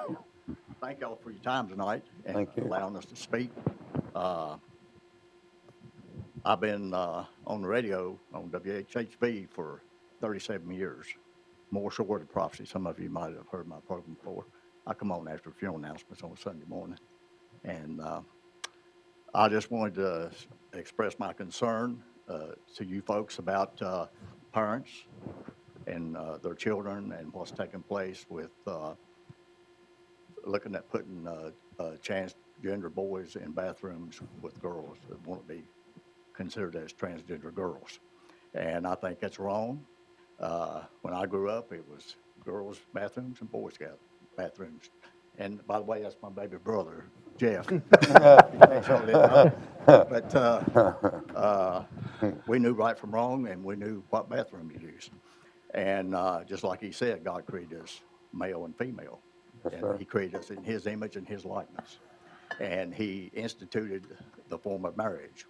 one man, one woman for life, amen? Sometimes it don't work out that way, and we pay a terrible price for broken homes and broken marriages, and the children do too. And I'm here on behalf of the children tonight. The children, young children at young ages are being impressed to make decisions about transgender and stuff. And these thoughts are being placed in their mind at a young age where they don't need to be really dealing with these kind of things. That's something they need to be dealt with at home with the parents and so forth. And these children are very impressionable right now. And I'm seriously concerned about the things we're teaching our children in the schools. And we need to discuss with school board members a lot of things that needs to be cleaned up in our county and in our state. Amen. Amen. And I want to thank y'all for allowing me to share it with you tonight. And I pray that we consider our children. And I know that a lot of parents have let me know that they're very concerned about what's going on. And they're concerned about their children and their welfare. And I want to thank y'all for hearing us speak tonight. I know you've had a long, tiresome day. And thank y'all again for allowing me to speak. Appreciate it. Thank you. And once again, I'm struggling. It looks like maybe first name is a D and the S name is an S. Phone number is 23330. I can read that card. Welcome. Good evening, members of the board. My name's Terry Simone, and I'm a blue-collar worker. I work at Volvo. I graduated from Carroll County School in 1990. I had a son that graduated from Carroll County School also. I have a daughter that's going to Carroll County School at this time. She's homeschooled. I'm a member of the clergy here in this county. And, you know, I just want to see what's right come to pass. You guys sit before this sign on the wall that says, "In God We Trust." And you've been voted into these offices. I want to share a testimony with you about a young lady whose father would take her and sell her and use her. He was her pimp. The father became this child's pimp. And he would take her into bathrooms and drop her off in Walmarts and airport bathrooms and mall bathrooms. And another man would come in that bathroom and pick this child up and call her by name and take her with him for a time. Are we promoting criminal activity in Carroll County School right now? Carroll County school system should be a safe place to go. Are we currently building a system that promotes current criminal activity and future criminals? Or are we going to open a gateway that says, let's restore Carroll County School so it's a safe place to be and a wonderful place to get an education? Right here in Carroll County, where we grew up, right now. We have an opportunity to fix it and change this.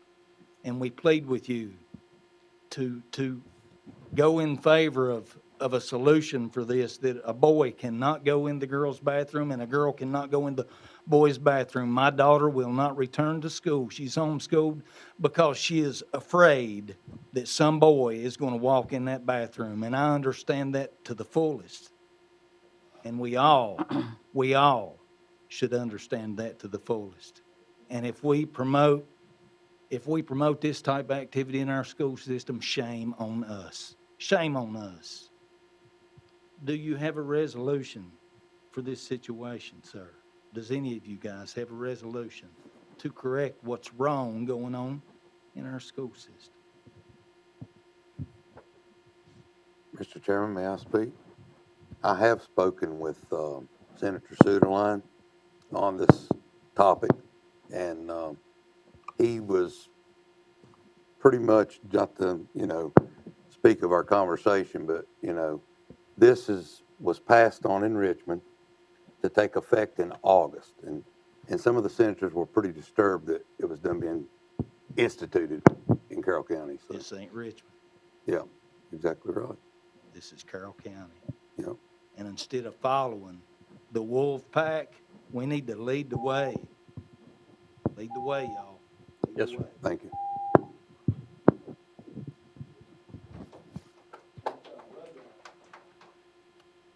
Our next speaker, I think, is Faye Pickett. Is that correct? Tammy, I'm sorry. I'm not very good at deciphering handwriting sometime. Thank y'all for listening to us. Pastor Jeff is my husband. We pastor the Hillsville Pentecostal Holiness Church. To make a long story short, I've got 2 minutes and 50 seconds. I really focus on protecting our kids, protecting our 2 daughters, our 4 grandchildren, and the children at the church. We've implemented cameras. We do background checks on anyone who works with our children. And it's not to protect the adults, it's to protect the children. But at the same time, the adult is protected as well. So I'm on this protection thing. We've got to stand up and protect our girls from being harassed by boys or what they want to call themselves as whatever they want to call them. As a young child, I was betrayed by my biological father. We cannot stand and let this happen to our kids. They are our future. All of you are sitting here now. All the kids that's in school now will be sitting here one day taking your place. Then what's it going to be? If we don't teach them what's right and teach them what's wrong, right? We thank you for listening to us, and we would love for y'all to do whatever you can to help us make this stop today in the school and not let it happen in August. Okay? Thank you all. Thank you.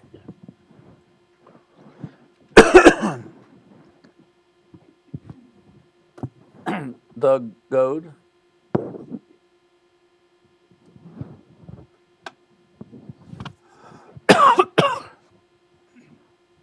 Thank y'all for allowing us to be here tonight. And as the rest of them has spoke, we're concerned with this deal that's going on with the bathroom situation in the schools. I got 2 daughters that's in high school right now, and both of them has come home, complaining to Dad about boys coming into girls' bathrooms, and we a lot of times we look at the transgenders or whatever that may be, but truth be known, all of you men that's on this board, y'all was teenage boys at one time. And I know when y'all was in high school, y'all would have been tickled off and got to go in the girls' bathroom.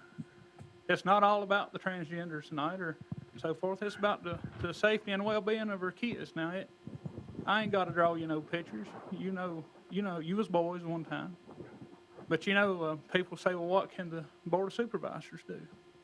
Well, sometimes I nose around and ask a lot of questions because that's the best way to find out something. But, it's my understanding that y'all have to approve a budget for the school board.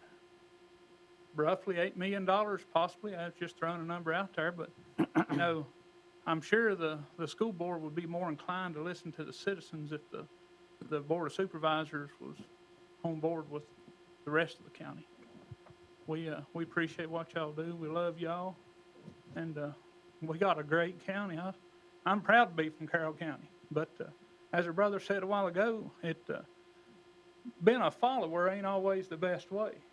A lot of times being a follower, I know when times in high school that we got into some mischief we shouldn't have been into, it was because we were just going along with the crowd. But if we step out, I'd love to see Carroll County be the first county that says, hey, we're not going to stand for this.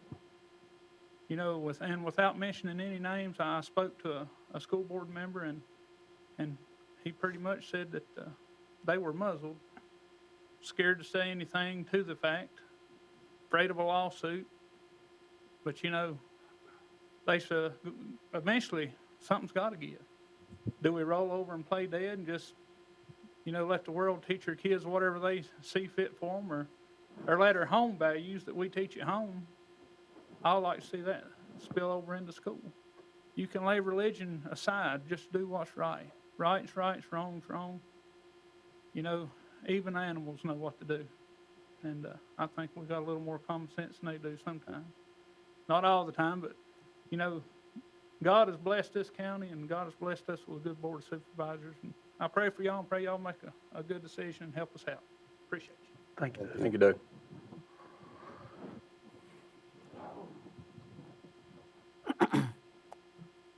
Chris Burnett is our next speaker.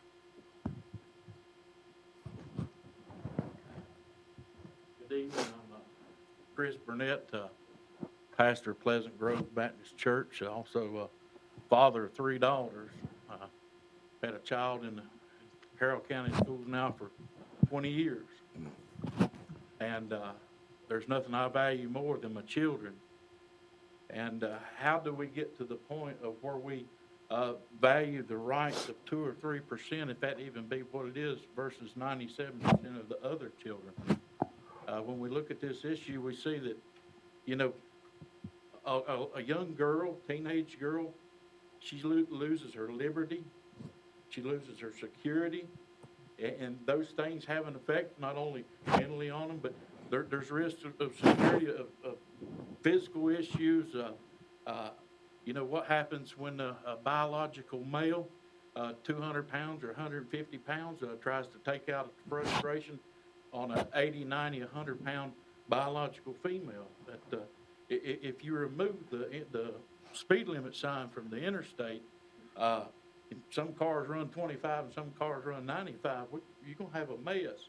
And when you remove that boundary between male and female, or remove any of God's boundaries, so to speak, you end up with a mess. And I'm not here trying to preach to anybody or anything else, but to express concern for my children.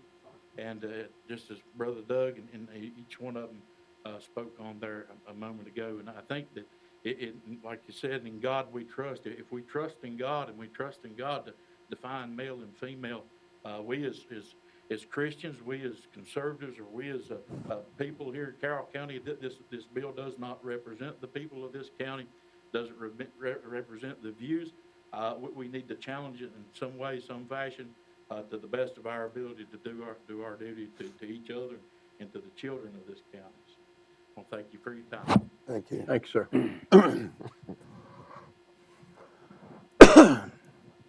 Juliana Stone.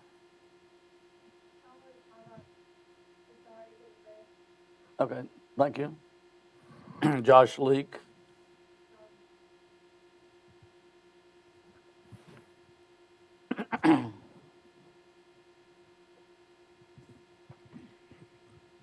Thank you, gentlemen. John Leake, pastor of Freedom Baptist Church, Chances Creek, Fancy Gap, over in the countryside over there. This issue to me is very dear. It's something that we really need to stand. The Bible tells us what we sow, we reap. We're already seeing in our country what has been sown and what we're reaping. Breaks my heart. Breaks my heart to know that we have these situations coming to our children in this county. And what is being sown is not going to be a pretty harvest. I don't think we want to see that. I would much rather see the harvest of the love of God and the blessings of Him and being obedient to Him. I come before you tonight with a real broken heart, because not just the bathrooms, but what curriculum is being taught, because that influences the mind. And if that child starts thinking, well, this is okay, but that's totally against the Word of God, folks, we have real problems. That's where we're going to start reaping some really tragic things. It's bad enough. Our only hope now is to turn back to God and ask for repentance and get our hearts right with Him. I pray for our schools and our children.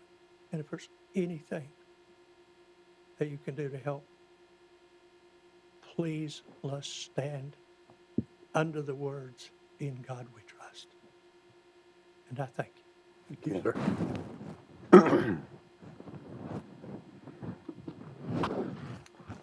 William Bowers.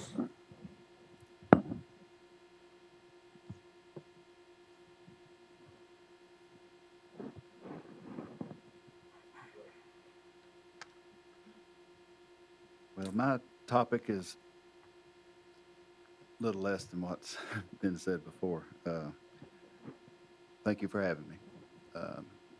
I used to work as a mental health support specialist for Mount Rogers Community Services Board, and I also was a human rights advocate for the Southwestern Virginia Training Center.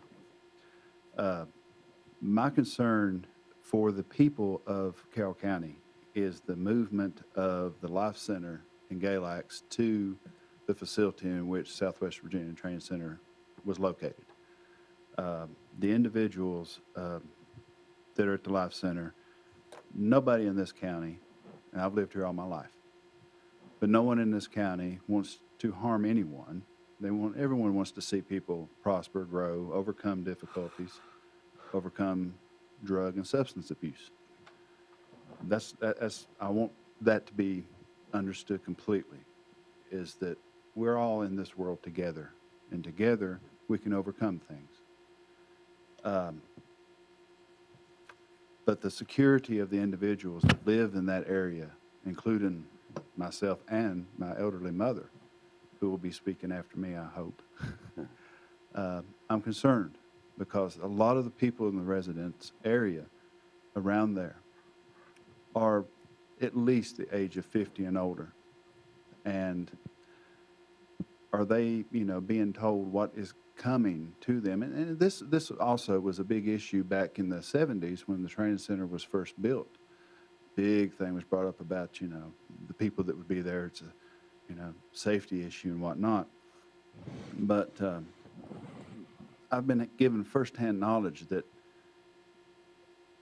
the facility of the Life Center in Galax is promised Galax and the Blue Ridge Economic Development Authority, with Keith Barker as the city manager, with him attached with it, that the entire facility will be moved out of Galax to the facility where the Southwest Virginia Training Center was located.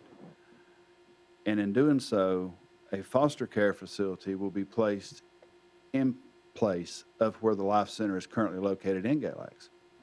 And if that happens, how will the Life Center obtain the license to distribute Suboxone and methadone?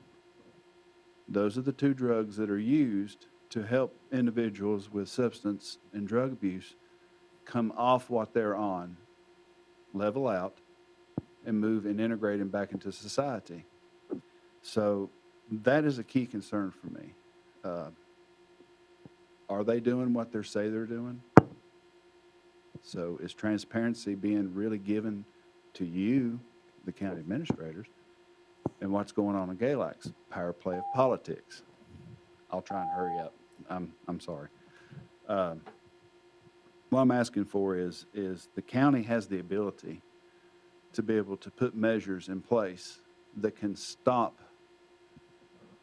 I'm not wanting to stop the Life Center, but I'm wanting to put in secure measures of some kind. And you have the power to be able to do that. I know in Bland County, there was an ordinance written within 60 days banning a nuclear waste facility that was going to come there, and they stopped it. In Grayson County, there was an ordinance put against a medical waste facility that wanted to be there because they didn't know what was going into the atmosphere. And Carroll County, there's an ordinance against anyone that wants to be a fortune teller, which I think is a little strange, but hey, everyone's to the right to think whatever they want. But see, ordinances can be passed that will help secure what needs to be done and not let things fall through the cracks. The police and the ambulance service in this county is going to be strained extremely hard, because if you go to the chief in Galax and discuss with him and talk with the officers, how many times do you have to go to the Life Center, not just to transport, but on calls of disturbances, one escaped. Where did he go? What's going on? It's constant. And See if you can conclude as quick as you can. yeah, I know. So the lack of transparency in the community about this is a great concern. Elected officials and the county administrators have a duty to protect and preserve the county of Carroll and its residents. I find it hard to believe that this conservative area, that we are being manipulated by leftists in Richmond, with politics being played behind the scenes between the influence of what's in Galax and the city of Galax, misrepresenting intentions of the Life Center to the people of Carroll County. Thank you. Thank you.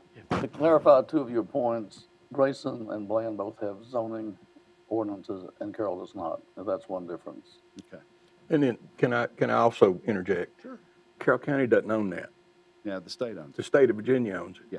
And so Carroll County, and I hear you, and I feel exactly like you do. Yeah. But for us as a board to pass anything, we don't have the right to pass anything about that piece of property because we don't own it.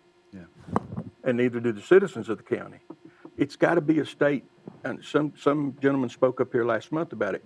You've got to go to the state people and express these concerns. I'm sorry. I mean, but am I not telling right? I mean, we don't have anything. Your hands are tied.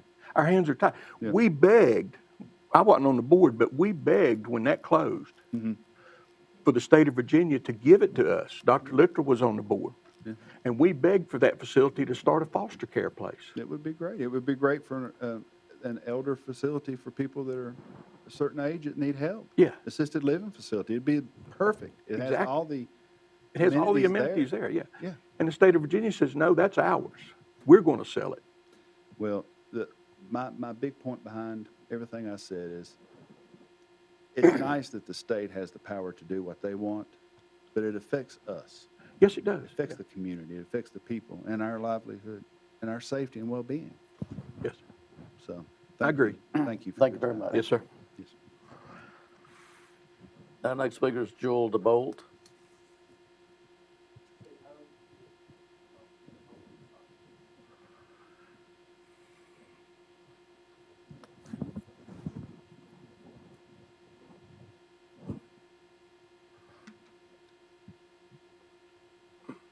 Good evening.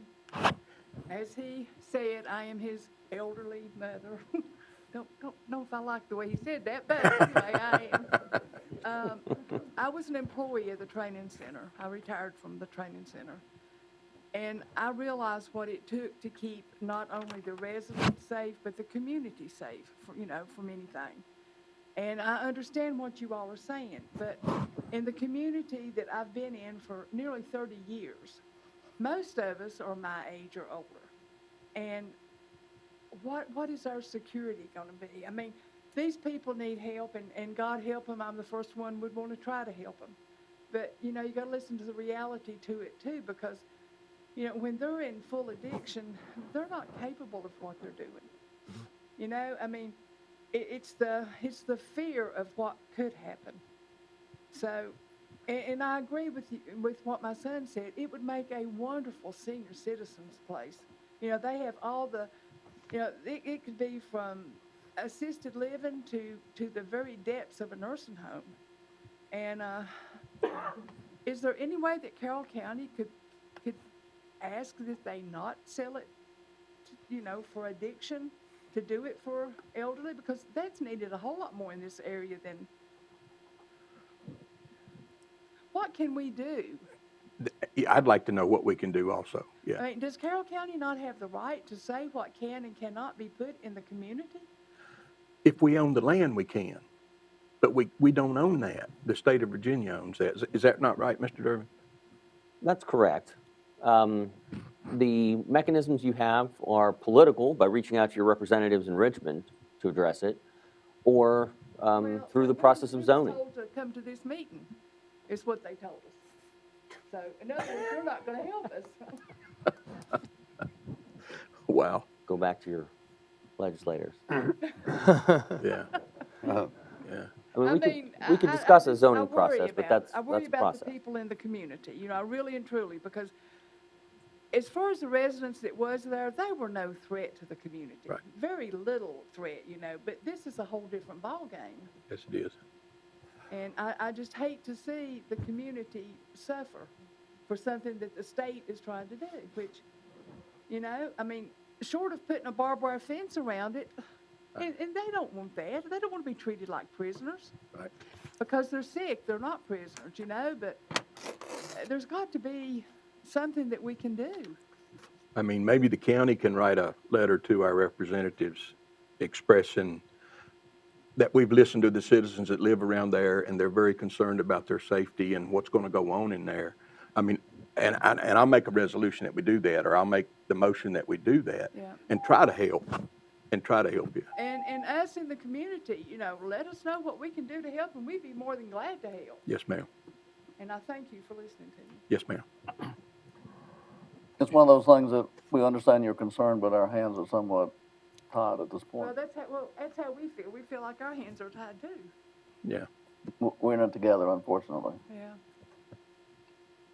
Thank you. But we keep looking for avenues. Thank you. Thank you. If you come up with ways we can do, print it in the paper. Another thing, you know, we would like total transparency of what's going on. Yes, ma'am. With it, you know? Yes, ma'am. I mean, when they come in and they say they're gonna have 160 staff to run the place, no, there was over 500 staff when I worked at the training center, you know? Right. So, I don't know. Thank We'll, you. we'll try to help. We will. I Thank promise. you. Yes, ma'am.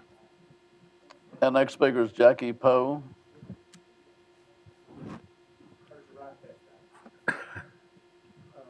And I'm with the other pastors here. I pastor Cliffy Church over on Freeze Road. And, you know, here's what gets me about all this. I cannot believe in my lifetime, y'all, a lot of us are close to the same age, that we would see some of the things we're seeing, men marrying men, all this stuff that we see happening in our nation. And it's tearing our nation apart. We all see it. It's easy to recognize, but politicians somewhere don't care. My thing is that it's such a serious thing when we talk about the transgender issue with the boys going to the girls' restroom, whatever. And I can just only imagine a guy just walking in one day and say, hey, man, I want to go and see what's going on in there. I'm a girl. That's how that's going to happen. Yes, it is. It's already happening in our country, and it's tearing our nation apart. And parents, I do get how upset parents are. And the thing that just, like a pastor said a while ago, really breaks my heart, there is no patriotism anymore. The police are the enemy. Look at the world we're living in. The only answer we have is God. And we have, in the state, where is our representation? We have none. You know, we have none in our nation. Where is it for the majority? And I am the majority. We are the majority. Right. But we have zero voice. It's not your guys' fault, but you don't have a voice. Counties and cities don't have a voice except to stand up and say to the state, no, not here. And I think that we all could do that together. If you need help in that area, we'll help you. We'll stand behind you to say, no, this is not happening in our county. And I would hope the same thing would happen in Galax and Grayson. You know, and I grew up in Galax, and a lot of us grew up back in the 60s and 70s, and what a great life we had. But I guarantee you one thing, there was no confusion in any of the boys that I knew. If there was a paddle fall. If there was, and it just wasn't out there. But this is being pushed on our kids, and young children will believe anything you tell them. You tell a little boy over and over and over again in a school system where you're really a girl. You know, you kind of have those ways. Well, what's he going to do? He's going to go home and say, Mommy, Daddy, I'm a girl. That's what's going to happen. And so there's where we are in such danger. And the only thing that can save us is a real revival and prayer. That sign up there, and I loved it. Thank you all so much. You blessed me tonight because you still pray here. Yes. I'm over. But thank you so much for praying And thank you so much for pledging allegiance to the flag. Thank God somebody still cares about our country. I appreciate it. Thank you. Thank you. Mike and Julie Combs are signed up together. Oh, okay. This is a letter from Crystal, by Crystal. Yes, I'm going to read for Mike and Julie Combs. This letter is a follow-up to our correspondence read during Citizens' Time a year ago on Monday, 11th, 2020. We would like to highly commend Michael Watson, County Administrator, for the following actions concerning health insurance premiums to county employees. First, for recognizing the mistake made by Acting County Administrator Salel Dalton and the Board of Supervisors when the recommendation was made, voted on, and approved to flatline employer-paid portion of the health insurance premium across the board for single, dual, and family policyholders. I'm sure this took some time watching previous meetings and reading minutes to discover, as no one likes to openly admit it should never have happened. Secondly, for listening to your employees and hearing their pleas for revision of the vote. After numerous calls and conversations with board members from many county employees, it was never brought up to change or amend the vote taken April 27, 2020. We appreciate the time you have spent evaluating the current offering of health insurance, or lack thereof, to county employees and making changes to make it more affordable, especially to those employees who carry family coverage. We have been covered under the county insurance for years and realized that open enrollment used to be done by April 15th annually. After reviewing the open enrollment materials packet this week, we appreciate that time was taken and dates were extended until a rational decision could be made to benefit the employees and hopefully raise the employee morale as it hit rock bottom low this time last year. It certainly is encouraging to know that you are an advocate for the employee and not against the employee. Not only is it difficult to retain employees after actions such as this, but it is almost impossible to recruit new employees with benefits so lacking in this regard. To reiterate, we commend Mr. Watson for recognizing mistakes, listening to employees, evaluating the need, and making changes for the benefit of the employees of this county. You have been here only a short time. However, realizing the severity of the need and making a change so quickly is certainly encouraging to the employees of the county. We appreciate you and wish you the very best as you continue to move Carroll County in a more positive direction. That's all who have signed up for Citizens' Time. Is there anyone else who might not have signed up that would like to speak?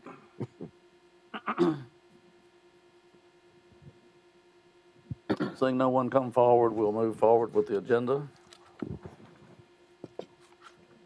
Our next item is payment of invoices. We need to approve or deny that.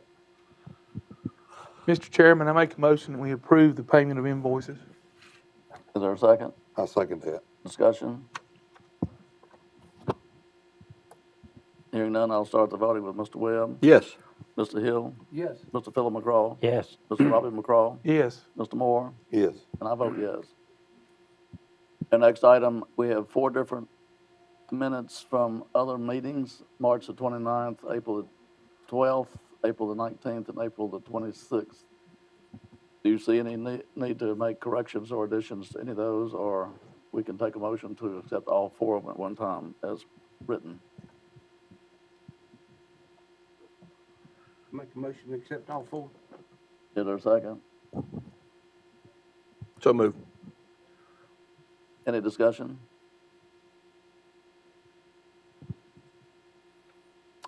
Sensing you're ready to vote, I'll start with Mr. Moore. Yes. Mr. Robbie McCraw. Yes. Mr. Hill. Yes. Mr. Philip McCraw. Yes. Mr. Webb. Yes. Yes.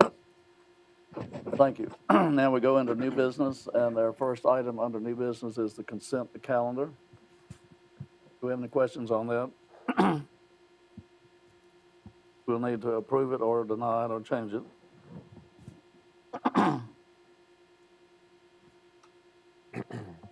Make a motion, we approve the consent calendar. Thank you. Is there a second? Second. Discussion? Hearing none, I'll start the vote with Mr. Philip McCraw. Yes. Mr. Robert McCraw. Yes. Mr. Hill. Yes. Mr. Moore. Yes. Mr. Webb. Yes. Yes. Our next item is the Bracita resolution for refinancing. Were you going to speak to that, Mike? Or? I can. You have in your packet the refunding support agreement.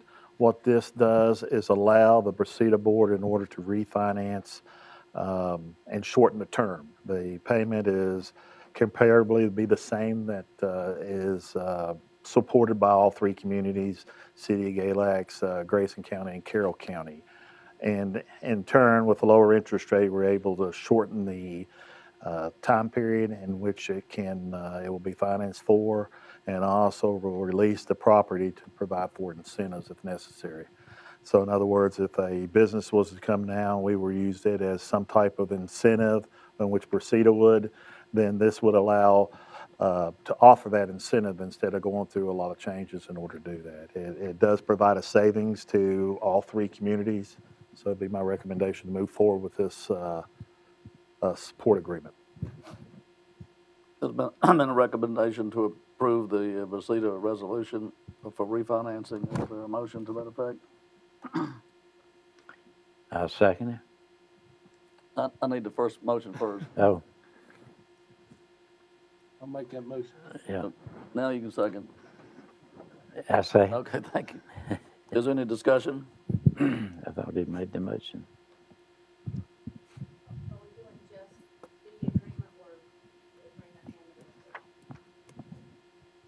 Motion for both. Hearing no discussion, I will start the voting with Mr. Webb, Yes. Mr. Moore, Yes. Mr. Robin McCraw, Yes. Mr. Hill, Yes. Mr. Philip McCraw. Yes. Yes, thank you. Our next item is the VRS resolution, the FFEMT hazardous duty benefits.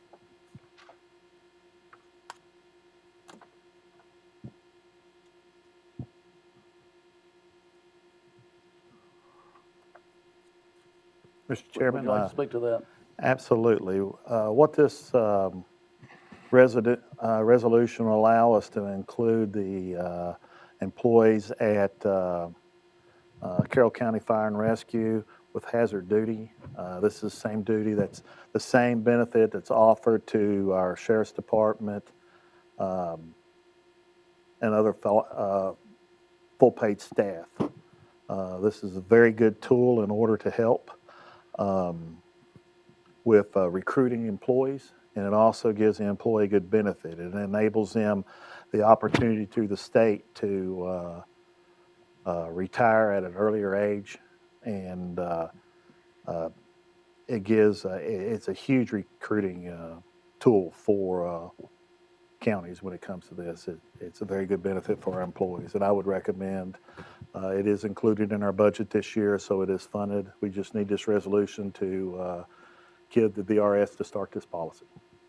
That does not include volunteers, does it? No. What's the total cost? It's $133,000, and the reason why it wouldn't cover volunteers, we do provide, there is some opportunities for them, but however, volunteers are not through a retirement system because these are retirement-based benefits. What this allows you to do is retire, and I might be speaking wrong, but it's if you you're 50 and have 20 years of service, what this does is give you a supplement through the state, and you'll be able to get your regular retirement for 20 years of service. However, it provides you with a little extra income so you can actually afford to retire instead of waiting. And it's a really good benefit, and the reason why that I say it's a good benefit is a lot of times these are difficult jobs in which as you get some age on you and some time on you between stress and the heartache of the job, it's very tough. Even with emergency medical, you see a lot of things over a lot of time, and it makes it tough, along with your law enforcement. You know, after 20 years and the way things are going now, you really, it's a well-offered benefit for these individuals. I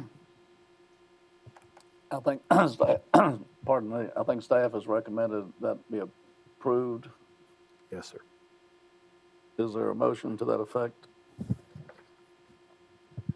Make a motion, we approve a resolution. Is there a second? I second. Any discussion? I think I've been talking too long. It lists jail officers.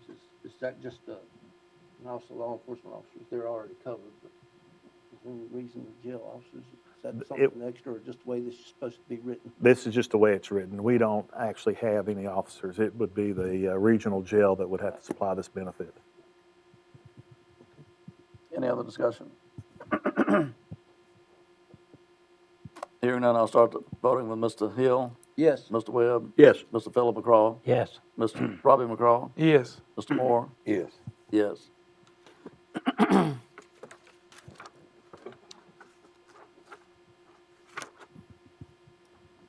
That is all the old business that I have listed. Does anybody know of any old business we need to discuss? Excuse me, new business. Now we're going to old business. I'm getting ahead of myself. The first item under old business is a committee appointment.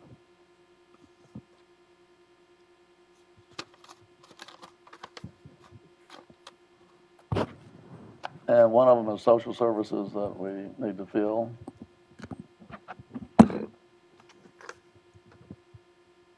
Mr. Chairman, I make a motion we put Joey Dixon on the social service board. Is there a second? Second. Any discussion?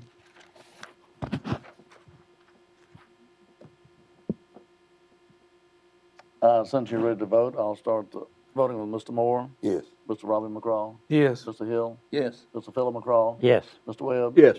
Yes.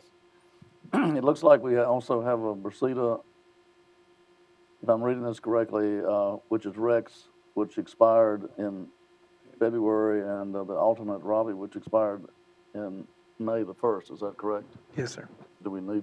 Are you all willing to do those again? I would prefer someone else take my position as an alternate. I have a conflict on the day the meetings is me, and it just makes it tough for me to attend if I need to.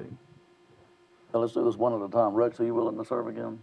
I'd be willing to serve again, but I'd like somebody else to also volunteer to do it.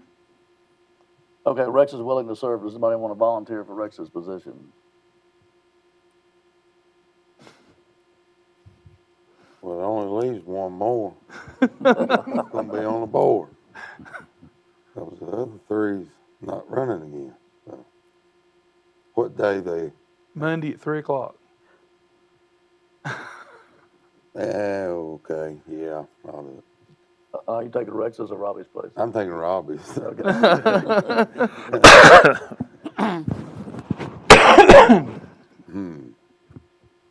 I could take a motion for those two appointments, Rex for the Brasida and Mr. Moore for the alternate. I'll make that motion. Is there a second? I'll second. Discussion? Hearing none, I'll start the vote with Robbie McCraw, Yes. Mr. Hill, Abstain.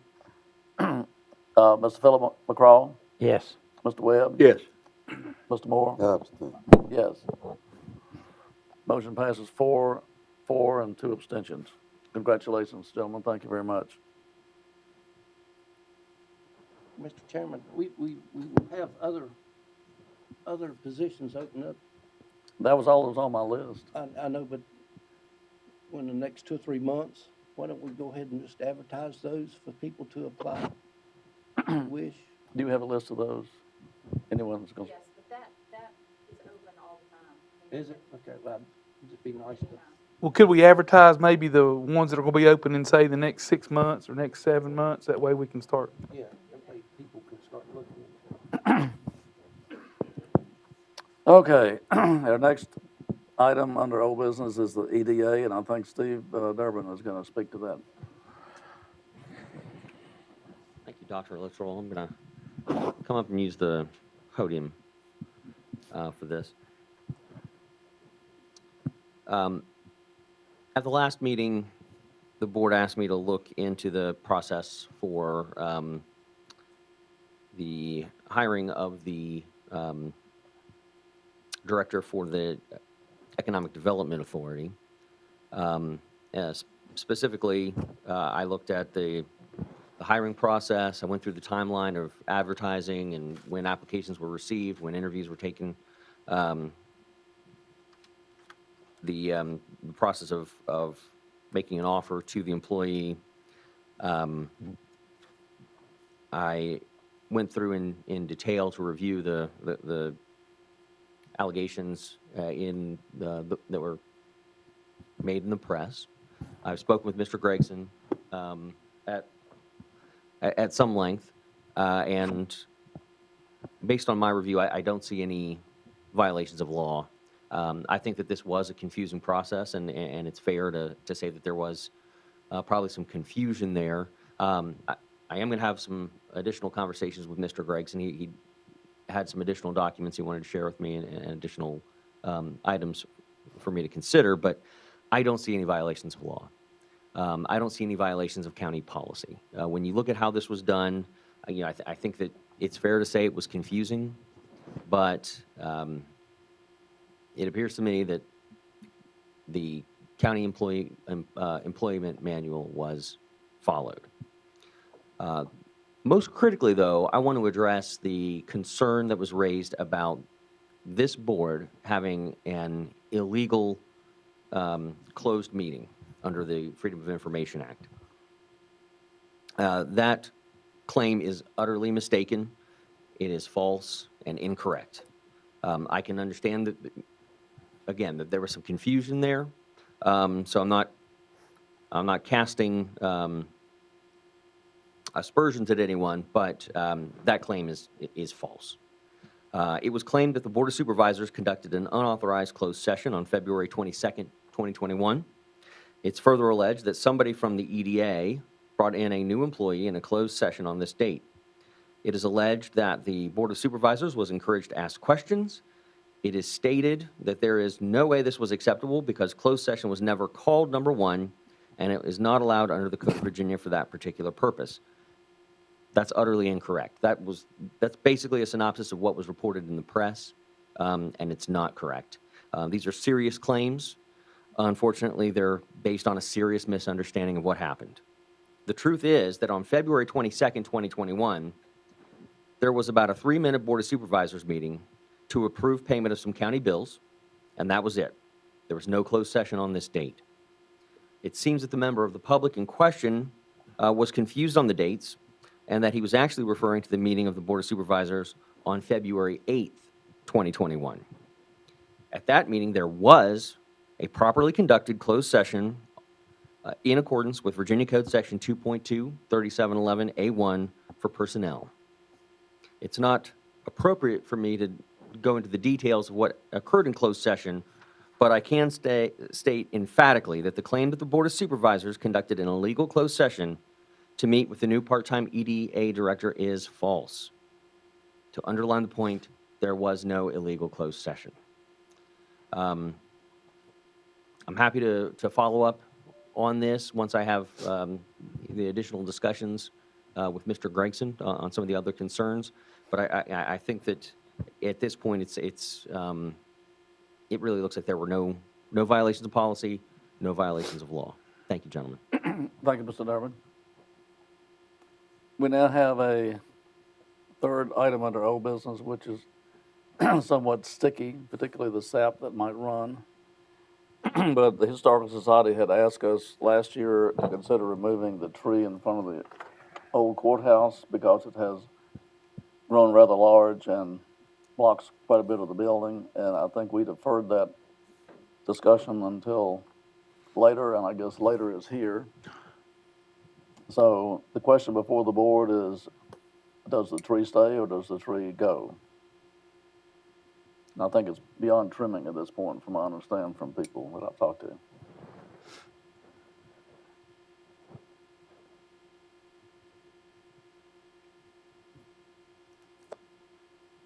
Mr. Chairman, may I speak? Yes. Oh, I'm sorry. With these, you don't know where it's coming from. Well, these mics, I can't tell sometimes where it's coming from. You know, this has been a sticky situation, and I think over the past several, when I began with the county, it was being considered, and I think in January or December, it was decided to wait I have had an opportunity to talk with our maintenance group, and they are not able to decorate it the way it should be done. Also, we did have a request from Historical Society in order to take the tree down. One of the options that being new and was considering is the putting up an artificial tree. However, after speaking with members from the Historical Society, they came up with a really good answer. There's a possibility of maybe if we used to take the tree down, we could still build a stand that is removable that we can place in that area, and during the holiday seasons, be able to request or get some type of real tree and bring it in for that time period so that we can leave it up. We can still decorate, we can still have the ceremonies. However, during the summer months when you have the visitors, it's more usable space. So if, I guess if I need to be the bad guy, I will. I'd recommend you removing the tree or allowing staff to remove the tree.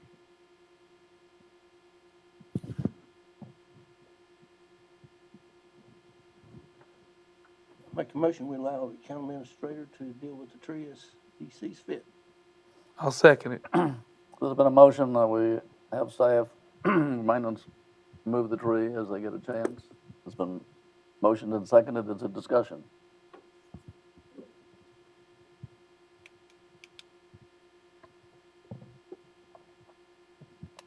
Hearing no discussion, I'll start the voting with Mr. Robbie McCraw, Yes. Mr. Hill, Yes. Mr. Philip McCraw, Yes. Mr. Webb, Yes. Mr. Moore. Yes. Yes. Anybody need any toothpicks? That is all of our old business that I have on the agenda, which moves us to board member comments, and I'll start with Mr. Webb. Thank you, Dr. Littrell. I'd like to thank everybody for coming out tonight. I know it's been a terribly long meeting with all these resolutions and stuff, and listen to the Ministerial Association. I'm in total agreement. And, you know, I don't know if we can buck it or not, but I think this county should go down saying we don't want that here. I agree with every one of the ministerial associations, what they said, and this one guy was talking about their school board was afraid of a lawsuit. They better be afraid of the lawsuit when something does happen, you know. And I would like to see us, as the board of supervisors, make a motion or a resolution or whatever it needs to be and vote on it tonight that Carroll County Board of Supervisors is in total agreement that they are not going to, Carroll County is not going to follow the state's recommendation on transgender bathrooms. We're going to hold them boy, girl, male, female. And if we catch it from the state, let's just buck up, boys. Buck up. I'd like to make that in the form of a motion, please. Is there a second? I'll second it. Any discussion? Chairman? Yeah. I hate to, I feel like I need to do my duty here, whether or not you agree or disagree on this subject, okay? And I told everyone when I was interviewed for this, sometimes I'm gonna tell you what you don't want to hear, okay? I'd be, you know, and I'm just trying to protect this board in Carroll County, do what I feel is best for them. You know, you might want to consider more of a formal statement that you don't agree with it, that you'll move forward and try to prevent it, that if to request from your legislators in this upcoming General Assembly to support changing it, or even the possibility of finding a way that if it means construction with the new recovery money, or to do something to solve this issue without doing an ultimatum and saying you will not follow state code. It's, you know, it's one of those things that it puts you out there. And I understand, sometimes I like to fight those battles too, but in my position, I just need to recommend you work on caution. If I could jump in as well, Mike, and I don't know if you can hear me. But I'm I'm not telling you anything you don't know. The school division is a separate division that makes its own decisions in this regard. So we can't, as a board of supervisors, tell the school what to do. We can, as Mr. Watson suggested, prepare a resolution for your consideration expressing your views on the subject, asking the school board to consider action on the subject, communicating with our legislators in Richmond, and even directing staff, as Mr. Watson said, directing staff to go so far as to consider working with the school to consider facilities changes that might keep us in line with state code without, while at the same time addressing the concerns that have been raised this evening by the public. That would be I think, a more prudent way to go, and it would be my suggestion to amend the motion to direct county staff to prepare a resolution for your consideration at the next meeting. I'll take back my second. Okay. I'll amend my motion to what he said. I'll second that. Now, any more discussion on the new motion? I think this is a great motion, Joe. Thank you. Tracy, thank you for seconding it. You just got to it before I did, but Yeah. this is something we've got to address. We've got to stand behind this 100% and try to do what's right for the kids of this county. And we've got to start somewhere. A few years ago, we done a resolution for the Second Amendment to protect us here. And I think we were the first county in Virginia to do that. we were the first county in Virginia to do that. And we talked about it since then, doing another type resolution about our gun rights. And you explained to me when we talked about it that if it's a state law, we still have to abide by it. Don't matter what we do. So, Well, and I agree with what you're saying, and we were the first county on the Second Amendment, right? Why can't we be the first county to voice our opinions, voice our dislike of what the state of Virginia's done? Yeah, we may have to abide by it, but we need to send a message to Richmond and to our legislators that we don't approve it as a board, we don't approve it as a county, and we would appreciate anything you can do in Richmond to at least put an option in there for the different people. At least put an option. I mean, people are tired of everybody shoving stuff down their throat. And I would just like to see something come out that says Carroll County's against this. We heard the people. I'm totally against it. I've got two granddaughters up in Campbell County, and if things don't change, they're going to be homeschooled. And I think we're going to lose a lot of students to homeschool. I mean, these guys are talking about, they're homeschooling their kids. They're not going to let them go to public education with this. And this is going to be detrimental to the money that we receive. And it's going to be detrimental to the kids' education, but also they're going to be safer. And hopefully we can do something as a county.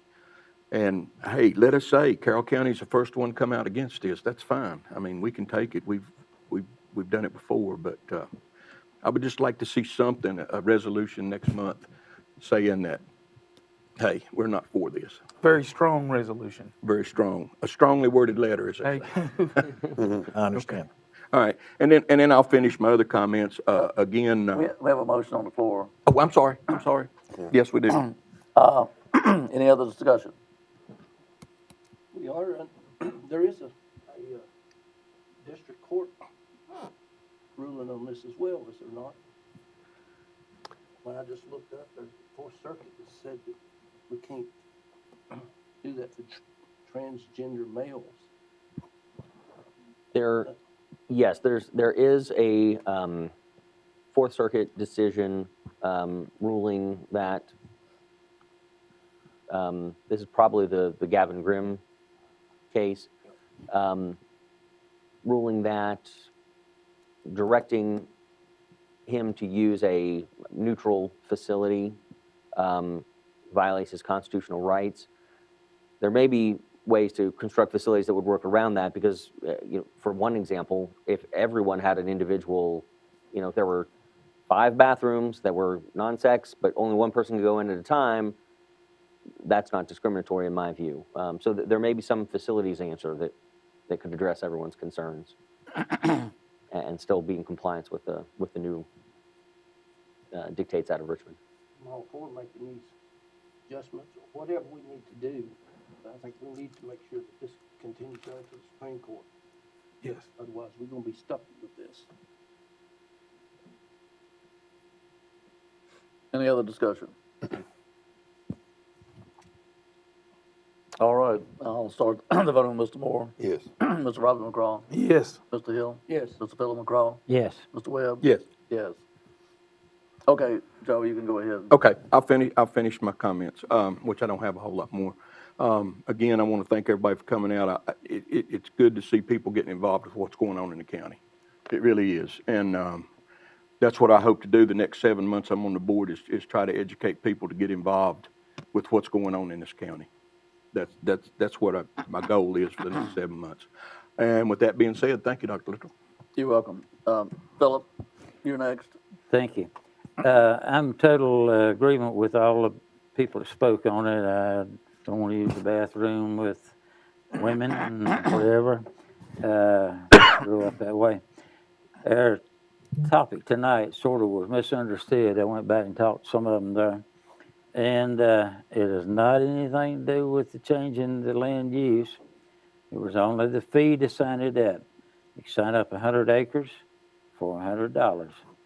And for 6 years, that breaks down to $16.60 a year to save you $1,485 approximately in taxes. Pretty good bargain. And what does Carroll County do for the farmers? The land use is costing the county about $1.4 million. No tax on farm equipment. We got hit tonight, no tax on logging equipment. Where are we going to stop on taxing? Farmers market budget was $573,908. Got a list here of the farmers of Carroll County that use it. There's 34 of them. Divide that out, it comes out $16,879.64 per farmer. So we're doing pretty good for them. And this wasn't no big deal. I mean, I can't see why anybody would oppose it, but we got them. And the board is elected to serve all the Carroll County residents. That's the homeowners, the small tract owners, and everybody. They're having to pick up the tab to cover some of this. So I think we're not being too unreasonable. And our tax rates is higher than Patrick County, Grayson County, Wythe County, because we have what Patrick and Grace don't have. They don't have the land use, I understand. And the farmers are making it there and paying full tax. So our revenue neutral should have been 67 cents. We went back to 64, which has made a tight budget. And it just has to sort of equal out somewhere. And I am totally concerned about that $2.30 for personal property. We have got to do something to lower that. For the people that's got new vehicles, retired, and I just look for some way that we can help them out somehow. Thank you. Thank you, Philip. Mr. Hill. I think it's been a good meeting. I don't have a whole lot to say. Set your mic down, nobody can hear you. I just responded to somebody asked why I had a mask on.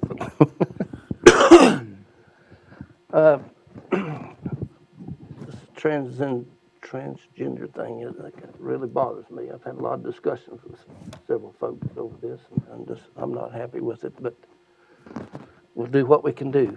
Same way with the, I do think we should look at the, I know it's not a good topic to discuss, but to set out policies of what can and can be located in various places, which would be, everybody's against, a lot of folks are against and but I think we should look at that.